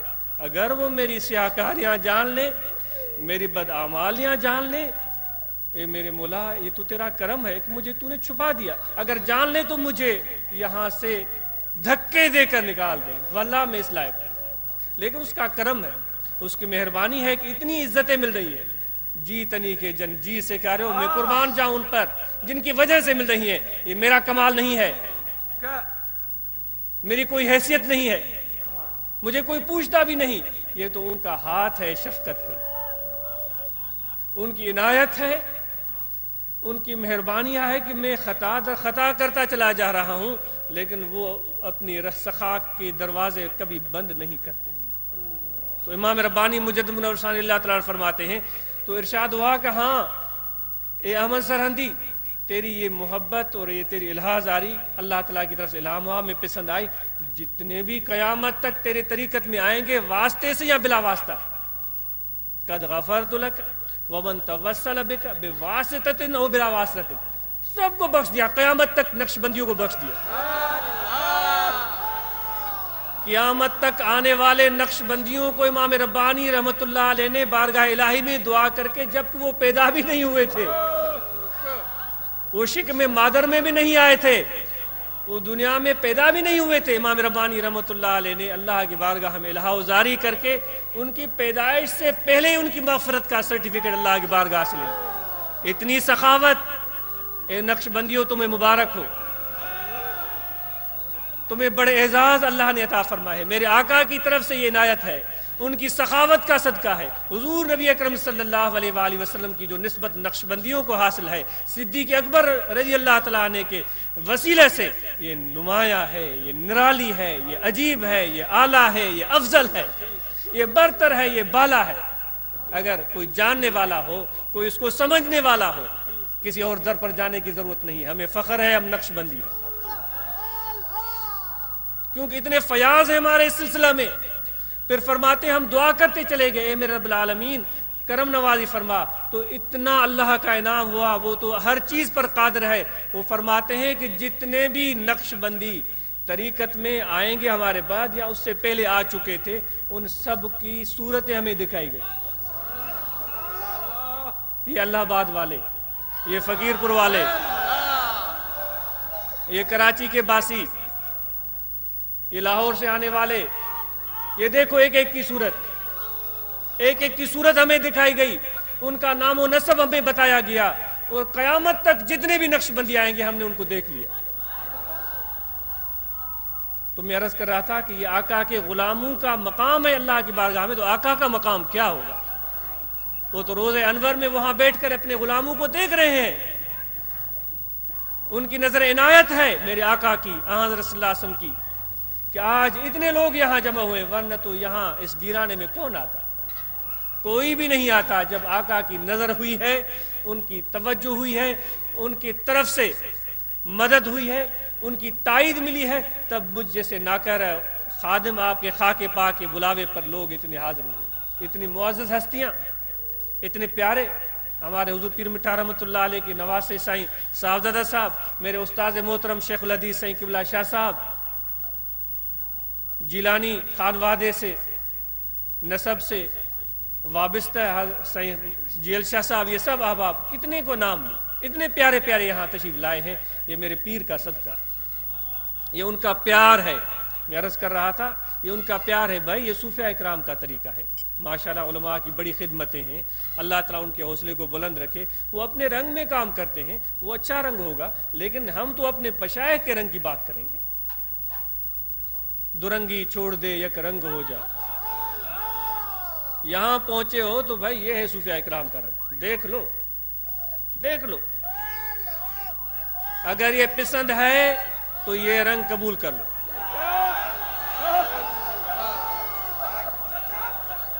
اگر یہ پسند ہے تو یہ رنگ قبول کر لو. لیکن ایک شرط ہے, لیکن ایک شرط ہے, کوئی اور رنگ اس کے ساتھ مکس نہیں ہوگا, نہیں ہوگا. اگر کوئی اور رنگ مکس ہو گیا, پھر وہ کہتے ہیں کہ کوے کو شوق ہوا تھا کہ میں بھی مور کی چال سیکھوں, تو بیچارہ اپنی چال بھی بھول گیا تھا. تو یہ رنگ اگر ہم نے حاصل کرنا ہے تو پھر وہ کواپن ہمیں چھوڑنا پڑے گا, وہ کائیں کائیں ہمیں چھوڑنا پڑے گی پوری طرح سے. یہ موروں کا رنگ ہے, یہ شیروں کا رنگ ہے. شیر وہ ہوتے ہیں جو کسی کے کیے ہوئے شکار پر نظر نہیں ڈالتے کہ بھائی اس کے جیب میں سے کچھ مجھے مل جائے, اس کے ہاتھ میں جو نوالا ہے وہ مجھے مل جائے. یہ گیدڑوں کا کام ہوتا ہے. شیر تو وہ ہوتے ہیں جو شکار کرتے ہیں تو ان کے شکاروں سے اور جانور آ کر کھا جاتے ہیں. شیروں کی زندگی بسر کرو, بے لوث ہو کر کام کرو, کوئی فرق نہیں پڑتا کہ لوگ کیا کہتے ہیں, اس کی تمہیں پرواہ نہیں ہونی چاہیے. اللہ تعالیٰ فرماتا ہے جو مجھ سے پیار کرتے ہیں وہ ملامت کرنے والی ملامت کا کوئی فکر ہی نہیں کرتے, ان کو پرواہ نہیں ہوتی. تو تمہیں کیوں پرواہ ہے؟ لوگوں پریشان ہو جاتا ہے, یہ ہو رہا ہے وہ ہو رہا ہے, مجھے فون پر کرتے ہیں, بات پر بات کیے جا رہے ہیں, اس کی کیا بات ہے؟ کوئی فرق نہیں پڑتا اس سے. جو کچھ بھی ہے آپ کے سامنے ہے میرے دوستو, آپ کے سامنے ہے, آپ کے سامنے کر رہے ہیں. کیا کر رہے ہیں؟ کیا کر رہے ہیں؟ اللہ کا ذکر کر رہے ہیں. کیا کر رہے ہیں؟ حضور کا ذکر کر رہے ہیں. کیا کر رہے ہیں؟ اللہ کے بندوں سے پیار کر رہے ہیں. مشرق کا ہو, مغرب کا ہو, شمال کا ہو, جنوب کا ہو, سندھی ہو, پنجابی ہو, پٹھان ہو, کسی بھی علاقے کا ہو, کسی بھی فرقے کا ہو, ہمارے آنکھوں پر ہم اس کو سینے سے لگاتے رہیں. یہ کر رہے ہیں, میں بتا رہا ہوں, یہ کر رہے ہیں.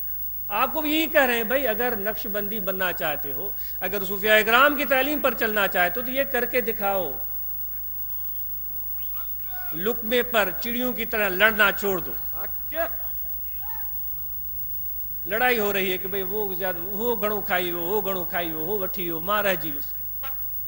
اے سندھ میں رہندڑ دوستو, صوفیاء اکرام سان محبت کرن وارو, اللہ تبارک و تعالی اساں کے وڈا پیارا پیارا پانجا عظیم بزرگ عطا کیا. انہن جو محبتوں, انہن جا ذکر خیر ت کیوں تھا, पर उनजे नक्शे कदम ते बि त हली ॾेखारियो दोस्तो। भिटाई साहब सां प्यार करण वारो सुभाणे भिटाई साहब सां क़यामत जे ॾींहुं मुलाक़ात थी वञे ऐं चऊं साईं हुयासीं फ़िरक़ बंदी जो शिकार, रुॻो वधंदा हुआसीं, माण्हुनि सां विढ़ंदा। चवंदो वाह जो तूं मुंहिंजे हिदायत ते अमल कयो। शाह साहब त मोहब्बत जो दर्स ॾिनो, प्यार जो दर्स ॾिनो, पंहिंजी ज़ात जी नफ़ीअ जो दर्स ॾिनो। दोस्तो वॾा वॾा अक़ीदतमंद हूंदा आहिनि, पर हक़ीक़त में माण्हू चवंदा त साईं वाह जो अक़ीदतमंद आहे। तव्हांजे चौधारी हूंदा, मुंहिंजे चौधारी साईं वाह जो फलाणो साईं जो पको आशिक़ आहे। दोस्तो आशिक़ खे के पर कोन थींदा आहिनि जो पर ॾिसी तव्हां सम्झो तो ये हाणे वाकई आशिक़ है। हज़रत ज़ुन्नून मिस्री रज़ी अल्लाह तआला अन्हु का वाक़या मैं आपको बताता हूँ, बड़े अजीब बुजुर्ग गुजरे। मौलाना रूमी रहमतुल्लाह अलैह फरमाते हैं कि उन पर इल्हाम और मस्ती का गलबा हुआ, तो उन्होंने उस वक्त में, मौलाना रूमी रहमतुल्लाह अलैह की, उन्होंने उस वक्त के वाइज और लोगों पर जो तकरीर करने वाले थे उन पर तनकीद शुरू कर दी, मुफ्तियान पर। ये मसनवी शरीफ का वक्त, तो उस वक्त उन्हीं की हुकूमत थी। तो उन्होंने कहा भाई ये तो फितना बढ़ा रहा है, ये लोगों में इंतजार पैदा हो रहा है और लोग उनकी तकरीरें सुनते, वो बरमला तनकीद करते। मौलाना रूमी रहमतुल्लाह अलैह फरमाते हैं क्या तनकीद करते थे, ये तो जिक्र उन्हें नहीं किया। और फिर वो अल्लाह की मोहब्बत की बात करते, इश्क की बात करते, मजजूबों की तरह वो लोगों के दरमियान भागते फिरते। तो कहा भाई इसको पकड़ो, इसको जेल में डालो। हज़रत ज़ुन्नून मिस्री रज़ी अल्लाह तआला अन्हु को पकड़ कर जेल में डाल दिया। अब ये पूरे मुल्क में बात मशहूर हो गई कि भाई इस अल्लाह वाले को उन्हें जेल में डाल दिया, क्योंकि ज़ाहिर बीन लोगों को इस हकीकत का पता ही नहीं होता कि मोहब्बत क्या है, इश्क क्या है।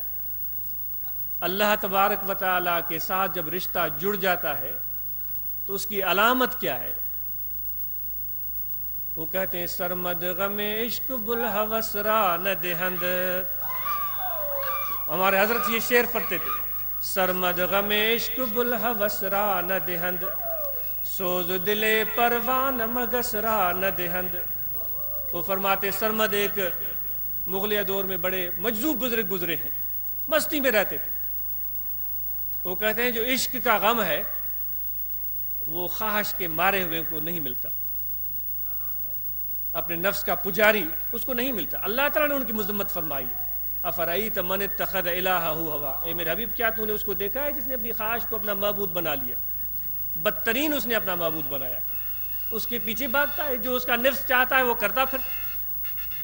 वो कहते हैं कि ये गमे इश्क जो है वो बुलहवस को नहीं मिलता। सोज दिले परवान मगसरा न देहंद, जो परवाने के अंदर सोज होता है, आपने जरा सी शमअ जलाई तो परवाने कहां कहां से उड़ उड़ कर आते, दीवानावार आते हैं और उस शमअ के ऊपर आकर गिरते हैं। उनके शूलों, शमअ के शूलों से उनके पर जल जाते हैं, उनके जिस्म जल जाते हैं, मर खप जाते हैं, परवाह नहीं होती, फिर भी आकर गिरते हैं। वो फरमाते हैं परवाने में जो ये सोज और गुदास पाया जाता है ये मक्खी को नहीं मिलता। मक्खी भी वहां आती है, इधर उधर घूमती फिरेगी, लेकिन शोले की करीब नहीं आएगी, क्योंकि उसको पेट भरने का फिक्र होता है। पेट भरने, बड़े बड़े आते हैं अमीर, रईस, वजीर, मुलाजमत पेशा लोग, यूं देख कर चले जाते हैं, हाँ से दुआ करो बस चले जाएं।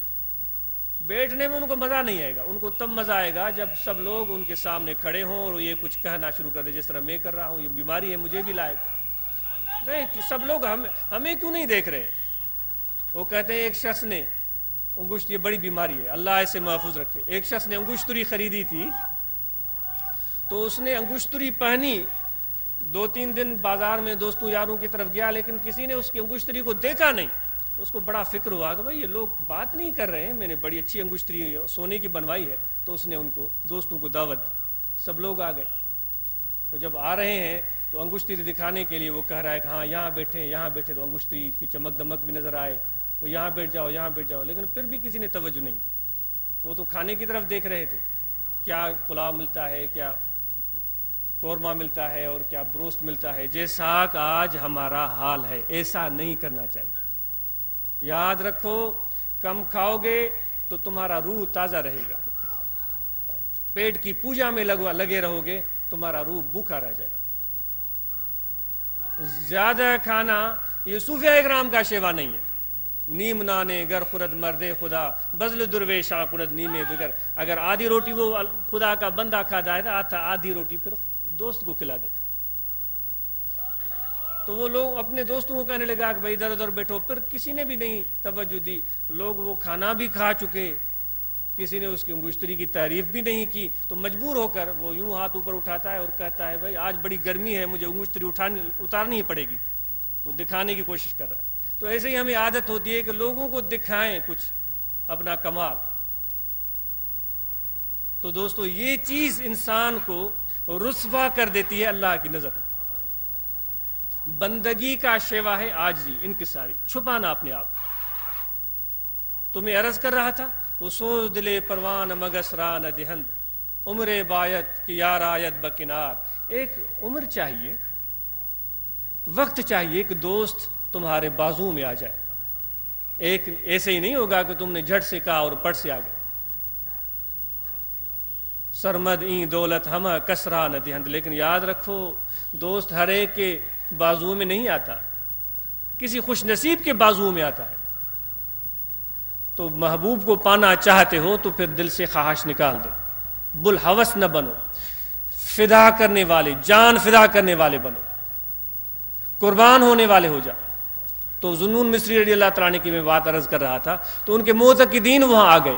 انہوں نے کہا کہ حضور ہم جانتے ہیں آپ تو بڑے عالم ہیں, بڑے علامہ ہیں, یہ بات آپ نے شاید اس لیے کہی ہوگی, لوگوں پر اس لیے تنقید کی ہوگی کہ لوگ آپ کے ارد گرد اکٹھے ہو رہے ہیں تاکہ آپ کو جیل میں ڈال دیا جائے, آپ چپ چپا جائیں. صحیح حضور ایسی بات نہیں ہے, آپ باہر تشریف لے جائیں, اور ہم آپ کے خادم ہیں, ہم آپ کے جانثار ہیں, ہم آپ کے قربان, آپ پر قربان ہونے والے ہیں. تو ذوالنون مصری رضی اللہ تعالیٰ نے دل میں سوچا یہ اتنی محبت کی دعویٰ کر رہے ہیں, ان کو آزمانا چاہیے, کیا واقعی محبت میں سچے بھی ہیں. تو وہ پہلے ہی وہ مستی میں تھے, عشق الہی کی وجہ سے ان کے سینے میں ایک آگ جل رہی تھی, وہ بڑے مستی میں اور شوق میں تھے. تو انہوں نے زور سے ضرب لگائی, جو بھی وہاں چیزیں موجود تھیں اٹھا کر ان کو مارنا شروع کر دیا. اس کو مارا, اس کو مارا, وہ بھاگنا شروع ہو. کوئی ادھر بھاگ رہا ہے, کوئی ادھر بھاگ رہا ہے. کہنے سائیں پاگل ہو گیا, سائیں پاگل, بھاگ گئے. تو وہ کہنے لگے اے ذوالنون دیکھ لیا اپنے عقیدت مندوں کا حال. بھائی جس کی محبت ہوتی ہے, جس کا شوق ہوتا ہے, جس کا تعلق ہوتا ہے, وہ تو اپنے پیارے سے چوٹ کھا کر بھی خوش ہوتا ہے. یہ نہیں کہ اس کی طرف سے اگر چوٹ ملے تو وہ بلبلا اٹھے, چیخنا شروع کر دے کہ یہ کیوں ہوا اور وہ کیوں ہوا, بلکہ وہ اس چوٹ کو کھا کر بھی خوش ہوتا ہے. وہ شعر مجھے بڑا پسند آیا, مولانا رومی رحمۃ اللہ علیہ کا, وہ فرماتے کہ گراں گیرد ز رنجے دوست دوست. دوست کی طرف سے پہنچنے والے رنج کو دوست گراں کیسے سمجھے گا؟ کہ گراں گیرد ز رنجے دوست دوست, دوست کی طرف سے پہنچنے والے تکلیف کو دوست کیوں گراں سمجھے گا؟ آگے جو بات کہہ رہے ہیں بڑی پتے کی, رنج مغز و دوستی اورا چپوست. کہتے ہیں دوستی تو چھلکا ہے, دوستی چھلکا ہے, جو اندر اصل مغز ہے وہ رنج ہے. جو دوستی میں رنج پہنچتا ہے, تکلیف پہنچتی ہے, اصل مغز تو وہ ہے. سمجھنے کی بات ہے, جو اصل رنج اور تکلیف پہنچتی ہے دوست کی طرف سے, وہ کہتے ہیں وہی تو مطلوب ہے. اگر وہ چیز نہ ہو تو پھر دوستی کا مثال تو چھلکے کی طرح ہے. تم بادام خریدتے ہو, بادام کے اوپر چھلکا ہوتا ہے, اندر مغز ہوتا ہے. جب تم خرید رہے ہوتے ہو چھلکے پر تمہاری نظر نہیں ہوتی, تمہاری نظر چھلکے کے اندر موجود مغز پر ہوتی ہے. جا کر میں اس کو توڑوں گا, اندر سے بادام نکالوں گا اور میں کھاؤں گا, میرے دماغ کو, قلب کو تازگی ملے گی. اگر تمہیں بادام نکلا ہوا ہو, صرف چھلکے ہوں, کوئی مفت میں بھی دے, کبھی بھی لینا پسند نہیں کرو. کہ بھئی یہ میں اس کو کیا کروں گا, یہ تو جلانے کے قابل بھی نہیں ہے, پھینک کر چلے جاؤ گے. تو وہ فرماتے ہیں کہ دوستی جس کو تم سمجھ رہے ہو یہ چھلکا ہے, اصل جو مغز ہے وہ دوستی میں ملنے والا وہ رنج اور تکلیف ہے. تو دوست کی طرف سے جو بھی ملتا ہے وہ پیارا ہوتا ہے. اگر رنج مل جائے تو وہ بھی پیارا ہوتا ہے. دکھ سکھن جی سوں گھوریا سکھ دکھن تا. شاہ صاحب فرماتے ہیں کہ جو دکھ مجھے ملے ہیں وہ اصل حسن تو انہی میں ہے. سمجھو صوفیو، سمجھو جو دکھ مجھے ملے ہیں یار کے در پر، اصل مزہ تو انہی میں ہے، اصل حسن تو انہی میں ہے. یہی ان خوشیوں کا حسن دوبالا تو انہی کی وجہ سے ہوا. وہ پھر فرماتے ہیں کہ ایسے دکھوں پر جو مجھے محبوب کے در پر ملے، اس کے جستجو میں ملے، اس کی رضا کو پانے میں ملے، فرماتے ہیں یہ جو تکلیفیں مل رہی ہیں یہ تو اصل ہے. میں ایسے آرام، ایسی خوشیوں کو ان پر قربان کر دوں. تو دوستو یہ چیز صوفیاء اکرام نے ہمیں سکھائی ہے. یا گال پانجے اندر پیدا کयो، یا کیفیت پانجے اندر پیدا کयो. ہانے آخر میں ذکر جو طریقو عرض کجے تو ماں ایو وری برس کندم. تواں ہتے آیا ہو، آپ کو یہاں تکلیفیں پہنچی ہوں گی، مشقتیں پہنچی ہوں گی. تو حضرت ذوالنون مصری رضی اللہ تعالیٰ عنہ کا جو واقعہ میں نے عرض کیا، اور ان کے واقعے کے حوالے سے جو میں نے شعر عرض کیا، اس میں ہماری ان تکالیف کا جواب موجود ہے. لیکن پھر بھی میں آپ سے معذرت خواہ ہوں، ہماری حالات اتنے اچھے نہیں، یعنی کہ بندوبست اتنا اچھا نہیں کہ آپ کو آسائش مل سکی ہو. لیکن جفا کے پیچھے نفع ملتے ہیں. جفا ہوگی تو نفع بھی ملے گا. ایسے دوست نہیں ملتا دوستو. تو جفا ہوگی تو نفع بھی ملے گا. وہ مبلغین، وہ خلفائے کرام، وہ پیارے جو دن رات تبلیغ کے لیے کوشاں ہیں، ان کو آفرین ہو. ان کی کوششوں کا ثمر ہے، ان کی محنتوں کا ثمر ہے، ان کے سفر، ان کی مشقتیں کہ آج یہ ہمارے دوست یہاں جمع ہوئے ہیں، اصل محنتیں ان کی ہیں. در حقیقت انہی کو آفرین ہو، انہی کو سب یہ کریڈٹ ملتا ہے. میری طرف تو کچھ بھی نہیں. میرا حال تو وہ ہے جس طرح ایک اور واقعہ میں عرض کر دوں. مولانا رومی رحمۃ اللہ علیہ فرماتے ہیں کہ ایک شخص کو شوق ہوا کہ میں فقیہ بن جاؤں، بڑا فقیہ بن جاؤں، لوگ مجھے بڑا عالم سمجھیں. تو بیچارہ اتنا بدحال تھا کہ گھر میں کوئی ڈھنگ کا کپڑا بھی نہیں تھا. تو مانگے تانگے کا اس نے، رات ہم دستار بندوا رہے تھے، ایسی کوئی دستار اس نے کہیں مانگے تانگے کی لینے کی کوشش کی، وہ بھی اتنا سا ٹکڑا ملا، آدھا گز. فقیر بننے کے لیے تو بڑی پگ چاہیے. فقیر بننے کے لیے، فقیہ یعنی کہ عالم، بڑی پگ چاہیے. اس نے کہا کچھ تو کرنا چاہیے، ایسے میں اگر بیٹھا رہا تو فقیہ بننے سے رہا. تو اس نے کسی کچرے کے ڈھیر پر اس نے جو کپڑوں کے چھوٹے چھوٹے پیسز پڑے ہوتے ہیں وہ جمع کیے. ادھر ادھر سے کہیں مانگے تانگے سے وہ چھوٹے چھوٹے کپڑوں کے پیسز ملے، وہ جو کترن ہوتی ہے کپڑوں، کافی ساری جمع کی. اور پھر اس نے آدھے گز کے اس کپڑے کو اندر اس نے وہ ڈالنا شروع کر دیا تاکہ بڑی پگ بنے. لوگ کہیں واہ واہ بھائی ہمارا حال بھی وہی ہے. تو جس کو دیکھیں گے بھائی اس کی آواز کچھ بھاری بھرکم ہے، جسم کچھ بھاری بھرکم ہے، اور وہ کچھ اپنے آپ کو بنا کر پیش کر رہا ہے، تو ہم اس کے پاؤں میں گرتے ہیں. تبھی تو ایسے لوگ ہم ایسے ہی بن گئے ہیں. اندر کچھ بھی نہیں ہوتا، خالی ڈبہ ہوتا ہے. لوگ کہتے ہیں واہ بھائی واہ ہمارا حال بھی وہی ہے. ایسے نہیں بنو. عقل تمہیں اللہ نے دیا ہے، دل تمہیں اللہ نے دیا ہے، پہچان رکھو، پہچان. جاہلوں کی طرح ایسے نہ ہو کہ وہ جس کے ہاتھ میں لاٹھی ہو اور اس کے آگے آگے چلنا شروع کر. تو وہ بڑی پگ اس نے بنائی اور وہ گھر سے نکلا، وہ پگ باندھ کر گھومتا تھا. تو کسی چور اچکے نے دیکھا بھائی یہ تو بالکل مفلس کا لاش تھا، اس نے بڑی یہ بوسکی کی پگ باندھی ہوئی ہے، بڑا مزہ ہو گیا اس کا. تو وہ اس کے پیچھے کئی ہفتے خوار ہوتا پھرا، کبھی موقع ملے تو اس کی پگ میں چھین لو. وہ کہیں ٹو لگاتا، پھر اس طرف نہ آتا، کہیں اور چلا جاتا. اب جہاں بھی مدرسے میں جائے لوگ کہیں بڑے علامے آ گئے، اس کی بڑی عزتیں بنی. تو ایک دن کہیں سے اس کو یہ شخص اکیلا جاتا ہوا، یہ بڑی پگ والا فقیر جو بنا تھا وہ مل گئے. تو چور نے آؤ دیکھا نہ تھا، وہ پگ اس کے سر سے جھپٹ کر کے بھاگا. وہ جب دور بھاگنے لگا تو اس نے اپنے سر کو بھی پکڑا اور اس کو دیکھنے لگا. جب کافی دور چلا گیا اس نے کہا او بھائی بات تو سن. اس نے کیا بات ہے؟ اندر دیکھ اس میں ہے کیا؟ تو اس نے کہا نہیں میں گھر جا کر دیکھوں گا. او بے وقوف ابھی دیکھ لے. اس نے یوں جو پگ کو کھولا تو وہ کپڑوں کی کترن گری اور اتنا سا کپڑا تھا. وہ اس کو بڑی صلاحیں سنانے لگا، بے وقوف تو نے میرے دن ضائع، 1 مہینہ میں نے تجھے تاڑا ہے، یہ بوسکی کا پگ مجھے مل جائے گا، اس میں کترن بھری ہوئی ہے. تو ہمارا حال بھی وہی ہے، کترن بھری ہوئی ہے اور کچھ بھی نہیں ہے. نہ اخلاق ہے، نہ عمل ہے، نہ اخلاص ہے، کچھ بھی نہیں. لیکن دوستوں نے وہ جو کہہ دیا کہ بھئی آپ عرض کرو، تو پھر میں یہ سمجھتا ہوں یہ مشائخ کا فیض ہے، مہربانی ان کی ہوگی، ہم عرض کر دیتے ہیں، ہمارا کچھ بھی حال نہیں ہے۔ دعا فرماؤ کہ اللہ مجھے شرم اور حیا دے کہ میں اپنے عمل اور کردار کو درست کروں، اور پھر میں آپ کو عرض کرتا ہوں جو باتیں میں نے عرض کی ہیں ان باتوں کو سمجھنے کی کوشش کرو، ان پر عمل کرنے کی کوشش کرو۔ تو ذکر کا طریقہ جو ہمارے جمع ہونے کا مقصد ہے وہ عرض کر کے میں اپنی گفتگو ختم کرتا ہوں، اور میں پھر مبلغین کی بات کر رہا تھا کہ ان کی محنتوں کو آفرین ہو، جو ہمارے دوست بیرونی ممالک خدمتیں کر رہے ہیں، ذکر کی محفلیں اور انٹرنیٹ پر محنتیں کر رہے ہیں، ہمارے سب پیارے دوست ہیں۔ اگر چند ایک کے نام لوں گا تو دوسرے ناراض ہو جائیں گے، تو سب چند آفتاب اور چند مہتاب ہیں، سب کو آفرین ہو۔ لیکن یہ بات ان کے سمجھ میں آنی چاہیے جو صوفیہ اکرام کا رنگ ہے اس کو پیش کرو، جو ہمارے مشائخ کا طریقہ ہے، جو سلسلہ عالیہ نقش بندیہ ہے، اس کے طریقے کے مطابق کام ہم کرتے چلے جائیں تو آقا انعامدار حضرت صلی اللہ علیہ وسلم کی طرف سے وہ فیض صدیقی نقش بندی ہمیں ملتا جائے گا، جس کا مقصد یہ ہے کہ دل کی اصلاح ہو، نفس کی خرابیاں دور ہوں۔ تو ایسے سینکڑوں لوگ میں نے دیکھے جب انہوں نے ذکر کیا، ذکر والوں کے ساتھ بیٹھے، ان کی زندگی میں انقلاب آ گئے۔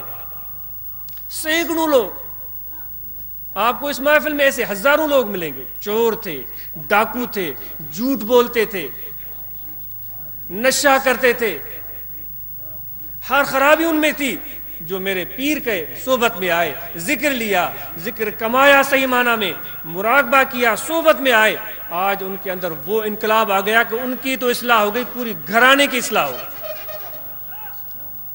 ایسی سینکڑوں مثالیں، کسی بھی میرے مرشد کے ایک خلیفہ کو آپ کھڑا کر دیں، وہ آپ کو اسی سینکڑوں مثالیں بتائے گا۔ ایک ایک فقیر، کسی فقیر سے آپ مل لیں، اتنے آپ بیٹھے ہوئے کسی بھی قریب بیٹھے ہوئے فقیر سے پوچھیں گے تو آپ کو اپنی کتھا سنا دے گا کہ میں پہلے کیا تھا اور ذکر کی برکت سے مجھے کیا ملا ہے۔ تو دوستو وہ ذکر کیسے ہوگا؟ زبان تالو کے ساتھ چسپان رہے، سانس اپنی جگہ پر آتا جاتا رہے، توجہ آپ کا دل میں رہے، کھڑے ہوئے، بیٹھے ہوئے، لیٹے، سوئے، جاگے، توجہ دل میں رہے کہ دل آپ کا پکارا ہے اللہ اللہ اللہ اللہ اللہ اللہ اللہ۔ یہ قلبی ذکر ہے، زبانی ذکر سے آپ بے شک مستفید ہوتے رہیں، اس سے آپ کو منع نہیں ہے، لیکن یہ قلبی ذکر ہے، توجہ دل میں رکھنا ہوگا، خیال دل میں رکھنا ہوگا۔ جیسے آپ کو پیاس لگ جائے تو آپ کا توجہ پانی کی طرف ہو جاتا ہے، مگر آپ زبان سے پانی پانی نہیں کہتے، تو وہی توجہ، وہی تصور، وہی دھیان آپ کا دل میں رہے کہ آپ کا دل پکار رہا ہے اللہ اللہ اللہ اللہ اللہ۔ انشاءاللہ یہ مشق ذکر کی آپ جاری رکھیں گے تو یہ میرے آقا و مولا حضرت صلی اللہ علیہ وآلہ وسلم کی مہربانی، ان کی نگاہ، مشائخ کے توجہ سے یہ دل آپ کا زندہ، ذاکر اور باخدا ہو جائے گا۔ جو دل زندہ، ذاکر اور باخدا ہو جائے تو پھر وہ کبھی بھی مرتا نہیں، نہ اس کو نیند ہے، وہ بیداری میں، نیند میں، سکرات میں، موت میں، قبر میں، قیامت میں وہ دل ذکر کرتا رہے گا۔ تو زبان آپ کا تالو کے ساتھ چسپان رہے، توجہ آپ کا دل میں رہے کہ دل کہہ رہا ہے اللہ اللہ اللہ اللہ اللہ۔ یہ ایسے سمجھیں کہ دل ایک پنچھی کی طرح بول رہا ہے جسم کے پنجرے میں، اللہ اللہ اللہ اللہ اللہ اللہ۔ یہ ہے ذکر قلبی، اور مراقبہ کریں روزانہ بلا ناغہ، پابندی سے بیٹھ جائیں، آنکھوں کو بند کر لیں، توجہ دل کی طرف لگائیں کہ دل میں ذکر ہو رہا ہے اللہ اللہ اللہ۔ اور حضور نبی اکرم صلی اللہ علیہ وآلہ وسلم کا فیض، آپ حیات النبی ہے، آپ کا فیض تا قیامت جاری ہے، مشائخ کے ذریعے سے توسل سے ان کا فیض ہمارے قلب میں آ رہا ہے۔ تو یہ مراقبہ میں فیض کا انتظار کریں، انشاءاللہ تعالی اس سے آپ کا دل باخدا بن جائے۔ خلوت در انجمن، کافی شرائط ہیں نقش بندی سلسلے کے، ان میں سے ایک ہے خلوت در انجمن۔ اس کو سمجھنے کی کوشش کرو، وہ خلوت در انجمن کیا ہے؟ سینکڑوں لاکھوں لوگوں کے درمیان انجمن میں بیٹھا ہوا ہے، محفل میں بیٹھا ہوا ہے، لیکن وہ خلوت میں بھی ہے۔ بڑی بات ہو گئی، سینکڑوں لوگوں کے درمیان خلوت کیسے ہو؟ یہ تو ہو ہی نہیں سکتا، لیکن بھائی ہوتا ہے۔ طریقہ نقش بندیہ کے اصول و ضوابط پر عمل کرو، یہ ہو جائے گا۔ جسم تمہارا ظاہر با خلق، باطن با خدا، یعنی کہ باطن کو، قلب کو تخلیہ مل جائے گا. دل کسی کا بھی واقف نہیں ہے، دل کسی کو بھی نہیں جانتا، دل ایک اللہ کو جانتا ہے. ہر تمنا دل سے رخصت ہو گئی، ہر تمنا دل سے رخصت ہو گئی، اب تو آ جا اب تو خلوت ہو گئی.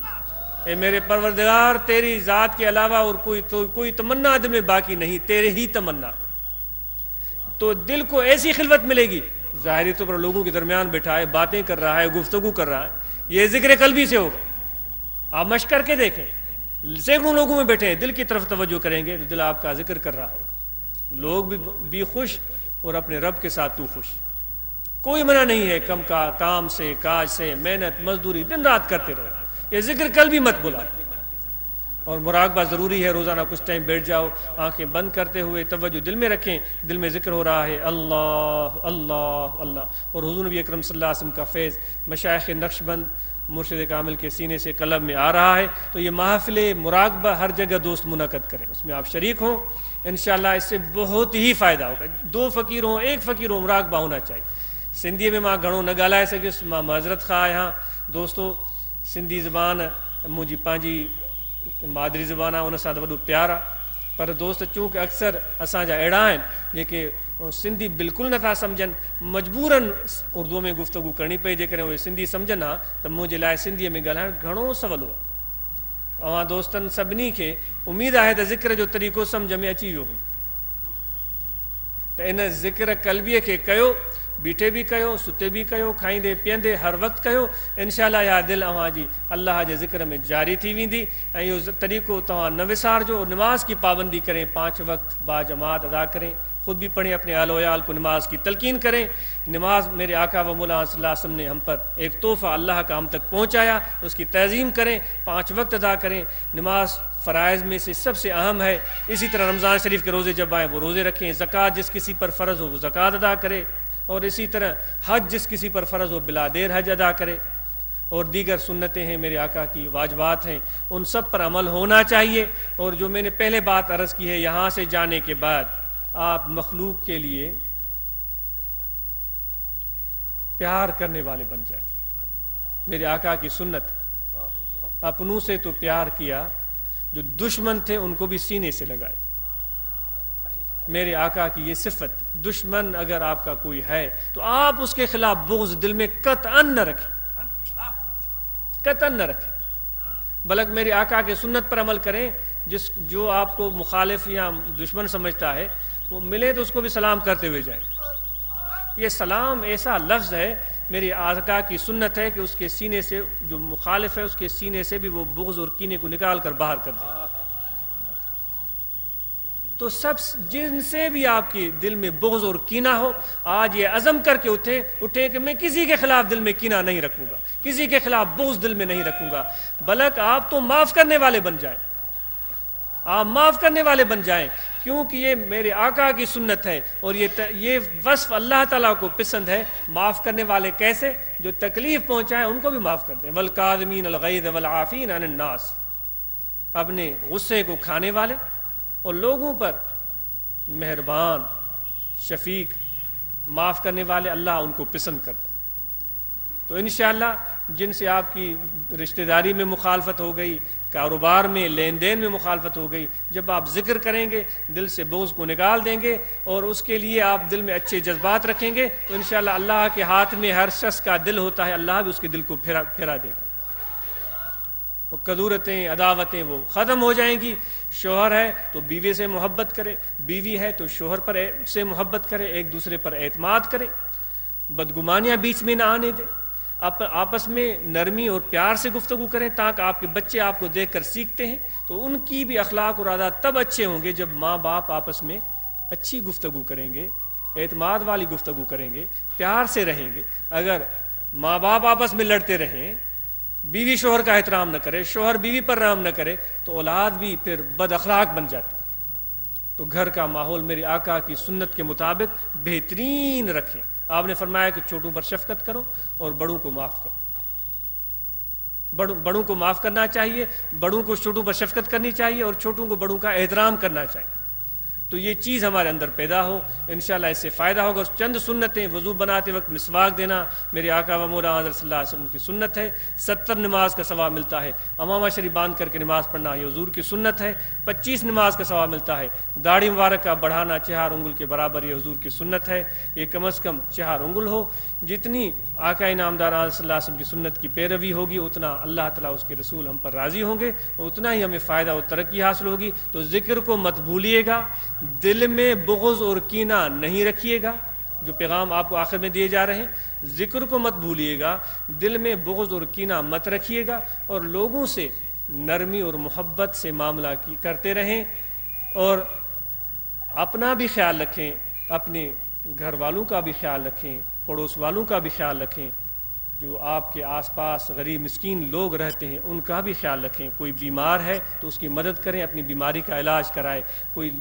کوئی ضرورت مند ہے تو آپ کو علم ہو گیا ہے تو اس ضرورت مند کی مدد کریں جو واقعی ضرورت مند ہو، جتنی بھی کر سکیں۔ کھانا گھر میں سالن بنائیں تو کشادہ بنائیں، اپنے پڑوسیوں کو بھی دیں، اس سے محبت بڑھتی ہے، یہ حضور کی سنت ہے۔ اگر کسی کی دانستہ یا نادانستہ گفتگو میں دل آزاری ہوئی ہو، میں معذرت خواہ ہوں۔ دل زپر گفتن بمیرت در بدن گرچ گفتارش بود در ودن، مجھے معلوم ہے میں زیادہ بول گیا ہوں۔ جب زیادہ آدمی بولتا ہے تو غلطیاں بھی اس سے ہوتی ہیں، تو مجھ سے یقیناً غلطیاں ہوئی ہوں گی، میری زبان کہیں پھسل گئی ہوگی تو میں معذرت خواہ ہوں۔ کوئی بھی ایسا ناشائستہ لفظ میری زبان سے نکلا ہو، آپ میرے اچھے بھائی ہیں، میں گنہگار انسان ہوں، مجھے معاف کریں گے۔ اللہ تعالیٰ آپ کا آنا قبول فرمائے، اللہ تعالیٰ آپ پر رحمت نازل فرمائے، اللہ تعالیٰ آپ کے اور ہمارے گناہ بخش دے، آپ کے نیک ارادوں میں آپ کو کامیابیاں بخشے، آپ کی محبتیں آپس میں بڑھا دے۔ اللہ تبارک و تعالیٰ آپ کے قرض، مرض، پریشانیوں، بیماریوں، تکلیفوں، ہر تکلیف اور مصیبت سے اللہ تعالیٰ اپنی حفاظت و امان میں رکھے۔ اللہ تعالیٰ ہمارے ملک پاکستان پر رحم فرمائے، ہمارے زلزلہ زدگان بھائی جو بے سر و سامانی کے عالم میں ہیں، آپ اور ہم سے جتنی ہو سکے ان کی مدد کریں، دامیں درمیں سخنیں جس طرح بھی ہو سکے۔ یہ جذبہ اپنے اس قوم میں دیکھ کر، پنجاب میں دیکھ کر، سندھ میں دیکھ کر، بلوچستان میں دیکھ کر، سرحد میں دیکھ کر ایک غم کے بعد خوشی ہوئی کہ الحمدللہ ہم زندہ قوم ہیں، حضور کے عاشق ہیں، ان کے پیروکار ہیں، کہ آپ کے پڑوس میں اگر کوئی یتیم رہتا تھا تو میرے آقا کا دل تڑپ جاتا تھا، آپ کے پڑوس میں کوئی ضرورت مند رہتا تھا تو میرے آقا خود جا کر اس کی ضرورت کو دروازے پر پورا کرتے تھے۔ تو الحمدللہ میرے آقا کے غلاموں میں، امتیوں میں بھی یہ شوق اور ولولہ ہے۔ تو یہ آپ اپنے ان زلزلہ زدگان بھائیوں کا خیال رکھیں۔ اور جو ہم نے دعا کی، مجھے تو دعا کرنی بھی نہیں آتی، دل میں نے بہت سارے دعائیں کی، زبان ساتھ نہیں دے رہی تھی کہ میں کیا کچھ بولوں۔ لوگ مجھے بہت ٹوکتے ہیں کہ تم یوں گونگوں کی طرح دعا کرتے رہتے ہو، بھائی مجھے تو ایسی دعا آتی ہے۔ تو اس لیے میں معذرت خواہ ہوں، دل میں جو دعائیں ہوتی ہیں وہ اللہ جانتا ہے، وہ زبان پر لاتے لاتے وہ بات کچھ سے کچھ بن جاتی ہے۔ تو میرا تو دل یہ چاہتا ہے جیسے دل میں یہ امنگ پیدا ہوئی ہے وہ اسی پاکیزگی میں بارگاہ الہی میں پہنچے، میرے لفاظی سے وہ آلودہ نہ ہو جائے، میرے مبالغہ آرائی سے وہ اس کی جو تاثیر ہے وہ خراب نہ ہو جائے۔ تو دل میں تو بڑی باتیں ہوتی ہیں اور وہ دلوں کو اللہ جانتا ہے، میرا اس پر یقین ہوتا ہے۔ زبان پر لانے کے لیے جو اصرار کیا جاتا ہے دراصل یہ ہماری بے وقوفی ہوتی ہے، وہ جانتا ہے سب کچھ، اس سے کوئی چیز مخفی نہیں ہے۔ ہاں ہمارا یہ کام ایک سجدے میں جا کر الہا زاری کرتے رہیں، اس کے بارگاہ میں روتے رہیں، گڑ گڑاتے رہیں، وہ خود جانتا ہے، وہ عطا فرمانے والا ہے اور وہ مہربان ہے۔ اللہ تعالیٰ توفیق عمل عطا فرمائے۔ تو خدمات کے حوالے سے چند کو سرٹیفکیٹ دیے گئے، لیکن ایسے بے شمار دوست ہیں، خصوصاً ہمارے گرد و نواح رہنے والے، کنڈیاروں کے آس پاس رہنے والے ہمارے دوست ایسے ہیں جن کے نام لینے میں تو کافی وقت لگے گا، ان کی ہر لحاظ سے خدمتیں قابل قدر ہیں، انتظامات میں پیش رہے اور اس مرتبہ زیادہ رہیں۔ تو میں ماں انہوں پانچ بھائرن کے جی کہ سانجے آس پاس رہنے والا اوڑے پاڑے جا بھائر ہیں، انہوں کے شاباش تھا ڈیوں، ان کے آفرین تھا ڈیوں، ان کے دعاؤں تھا ڈیوں۔ امید ہے تو وہ پانچ جذبے کے اگے سال اñا وڌائيندا، اñا وڌيڪ خلوص ऐं محبت سے کم کندا، ان کے لیے بے شمار دعاؤں، ان کے شاباش۔ اور اسی طرح پنجاب سے آنے والے دوست، کراچی سے آنے والے دوست، اسی طرح سرحد بلوچستان سے آنے والے دوست، ان سب کا میں مشکور ہوں۔ وہ ایک مرتبہ میں نے کسی 2-3 دوستوں کا نام لے لیا تو مجھے کسی نے ٹوک دیا، بھائی 2-3 کے نام لے لیتے ہو، یہ اچھی بات نہیں ہے، تو اس لیے میں پھر رک جاتا ہوں۔ سب ہمارے دوست پیارے ہیں، تو سب دوستوں کا میں مشکور ہوں. اللہ تبارک و تعالیٰ ان کو جزائے خیر دے، ان کو اجر عظیم عطا فرمائے. اللہ تعالیٰ ہماری خطاؤں کو معاف فرمائے. وما علینا الا البلاغ. دعائیں پڑھائی جاتی ہیں، جو توبہ کی نیت سے پڑھیں تو اس نیت سے، جو بیعت کی غرض سے پڑھنا چاہیں تو بیعت کی غرض سے پڑھیں. خواتین بھی دعائیں پڑھ سکتی ہیں، میرے ساتھ ساتھ دعائیں پڑھتی آئیں. بسم اللہ الرحمن الرحیم. آمنت باللہ وملائکتہ وکتبہ ورسلہ والیوم الآخر والقدر خیرہ وشرہ من اللہ تعالی والبعث بعد الموت. اشہد ان لا الہ الا اللہ وحدہ لا شریک لہ واشہد ان محمدا عبدہ ورسولہ. استغفر اللہ تعالی ربی من کل ذنب واتوب الیہ. دعائے خیر جامع دعا سب کے لیے. الحمدللہ رب العالمین. جی ہاں دوست، جی یہ اسپیکر کا نظام کرنے والے ہمارے دوست ہیں عارف صاحب، اور میڈیا کے دوست آئے ہوئے ہیں. بھائی آپ کا بہت بہت شکریہ. یہ دوستوں نے اس چیز کو بہتر سمجھا. میں تو بہت ان چیزوں سے دور رہنا ہی اپنی عافیت کا باعث سمجھتا ہوں. بہت ہی ان چیزوں سے مجھے کنارہ کش رہنا اچھا ہوتا ہے. لگتا ہے دوستوں کی محبت، دوستوں کو دعوت دی گئی. یہ اے آر وائی والے، سندھ والے اور یہ کے ٹی این والے تشریف لائے ہیں. اللہ تعالیٰ آپ سب کو اجر دے. اور یہ آپ نے بہت ساری محفلیں دیکھی ہوں گی، یہ ذکر والوں کی محفل بھی آپ نے دیکھ لی. یہ شاید آپ مناسب سمجھیں تو پیش بھی کریں گے. شاید آپ وہاں ہو سکتا ہے کسی کو اس سے بھی فائدہ مل جائے، کچھ لمحے اس کے دل میں بھی ذکر کا شوق پیدا ہو، وہ بھی اللہ کے ذکر میں مشغول ہو جائے. ہمارے یہی مدعا ہے اور کوئی مدعا نہیں ہے. شاید کس کے دل میں شوق پیدا ہو، ہاں بھائی میں بھی کچھ لمحوں کے لیے ذکر کروں. کسی کے احساسات اور جذبات کو دیکھ کر اس کے دل میں بھی ندامت پیدا ہو جائے. تو ان سب میڈیا کے احباب کے ہم مشکور ہیں. صحافی حضرات آئے ہوئے ہیں، نوشہروں کے، کنڈیاروں کے ہمارے دوست ہیں، نوشہروں کے کافی فعال ہیں، فقیر ہیں پرانے. انہوں نے بڑی محنت کی ہے، دوستوں کو لے آئے ہیں. تو سب احباب آپ کا بہت شکریہ. تو دعا سب احباب کے لیے ہے. اللہ تعالیٰ کی بارگاہ میں اللہم صلی علی سیدنا و مولانا محمد وعلی آلہ وصحابہ اجمعین.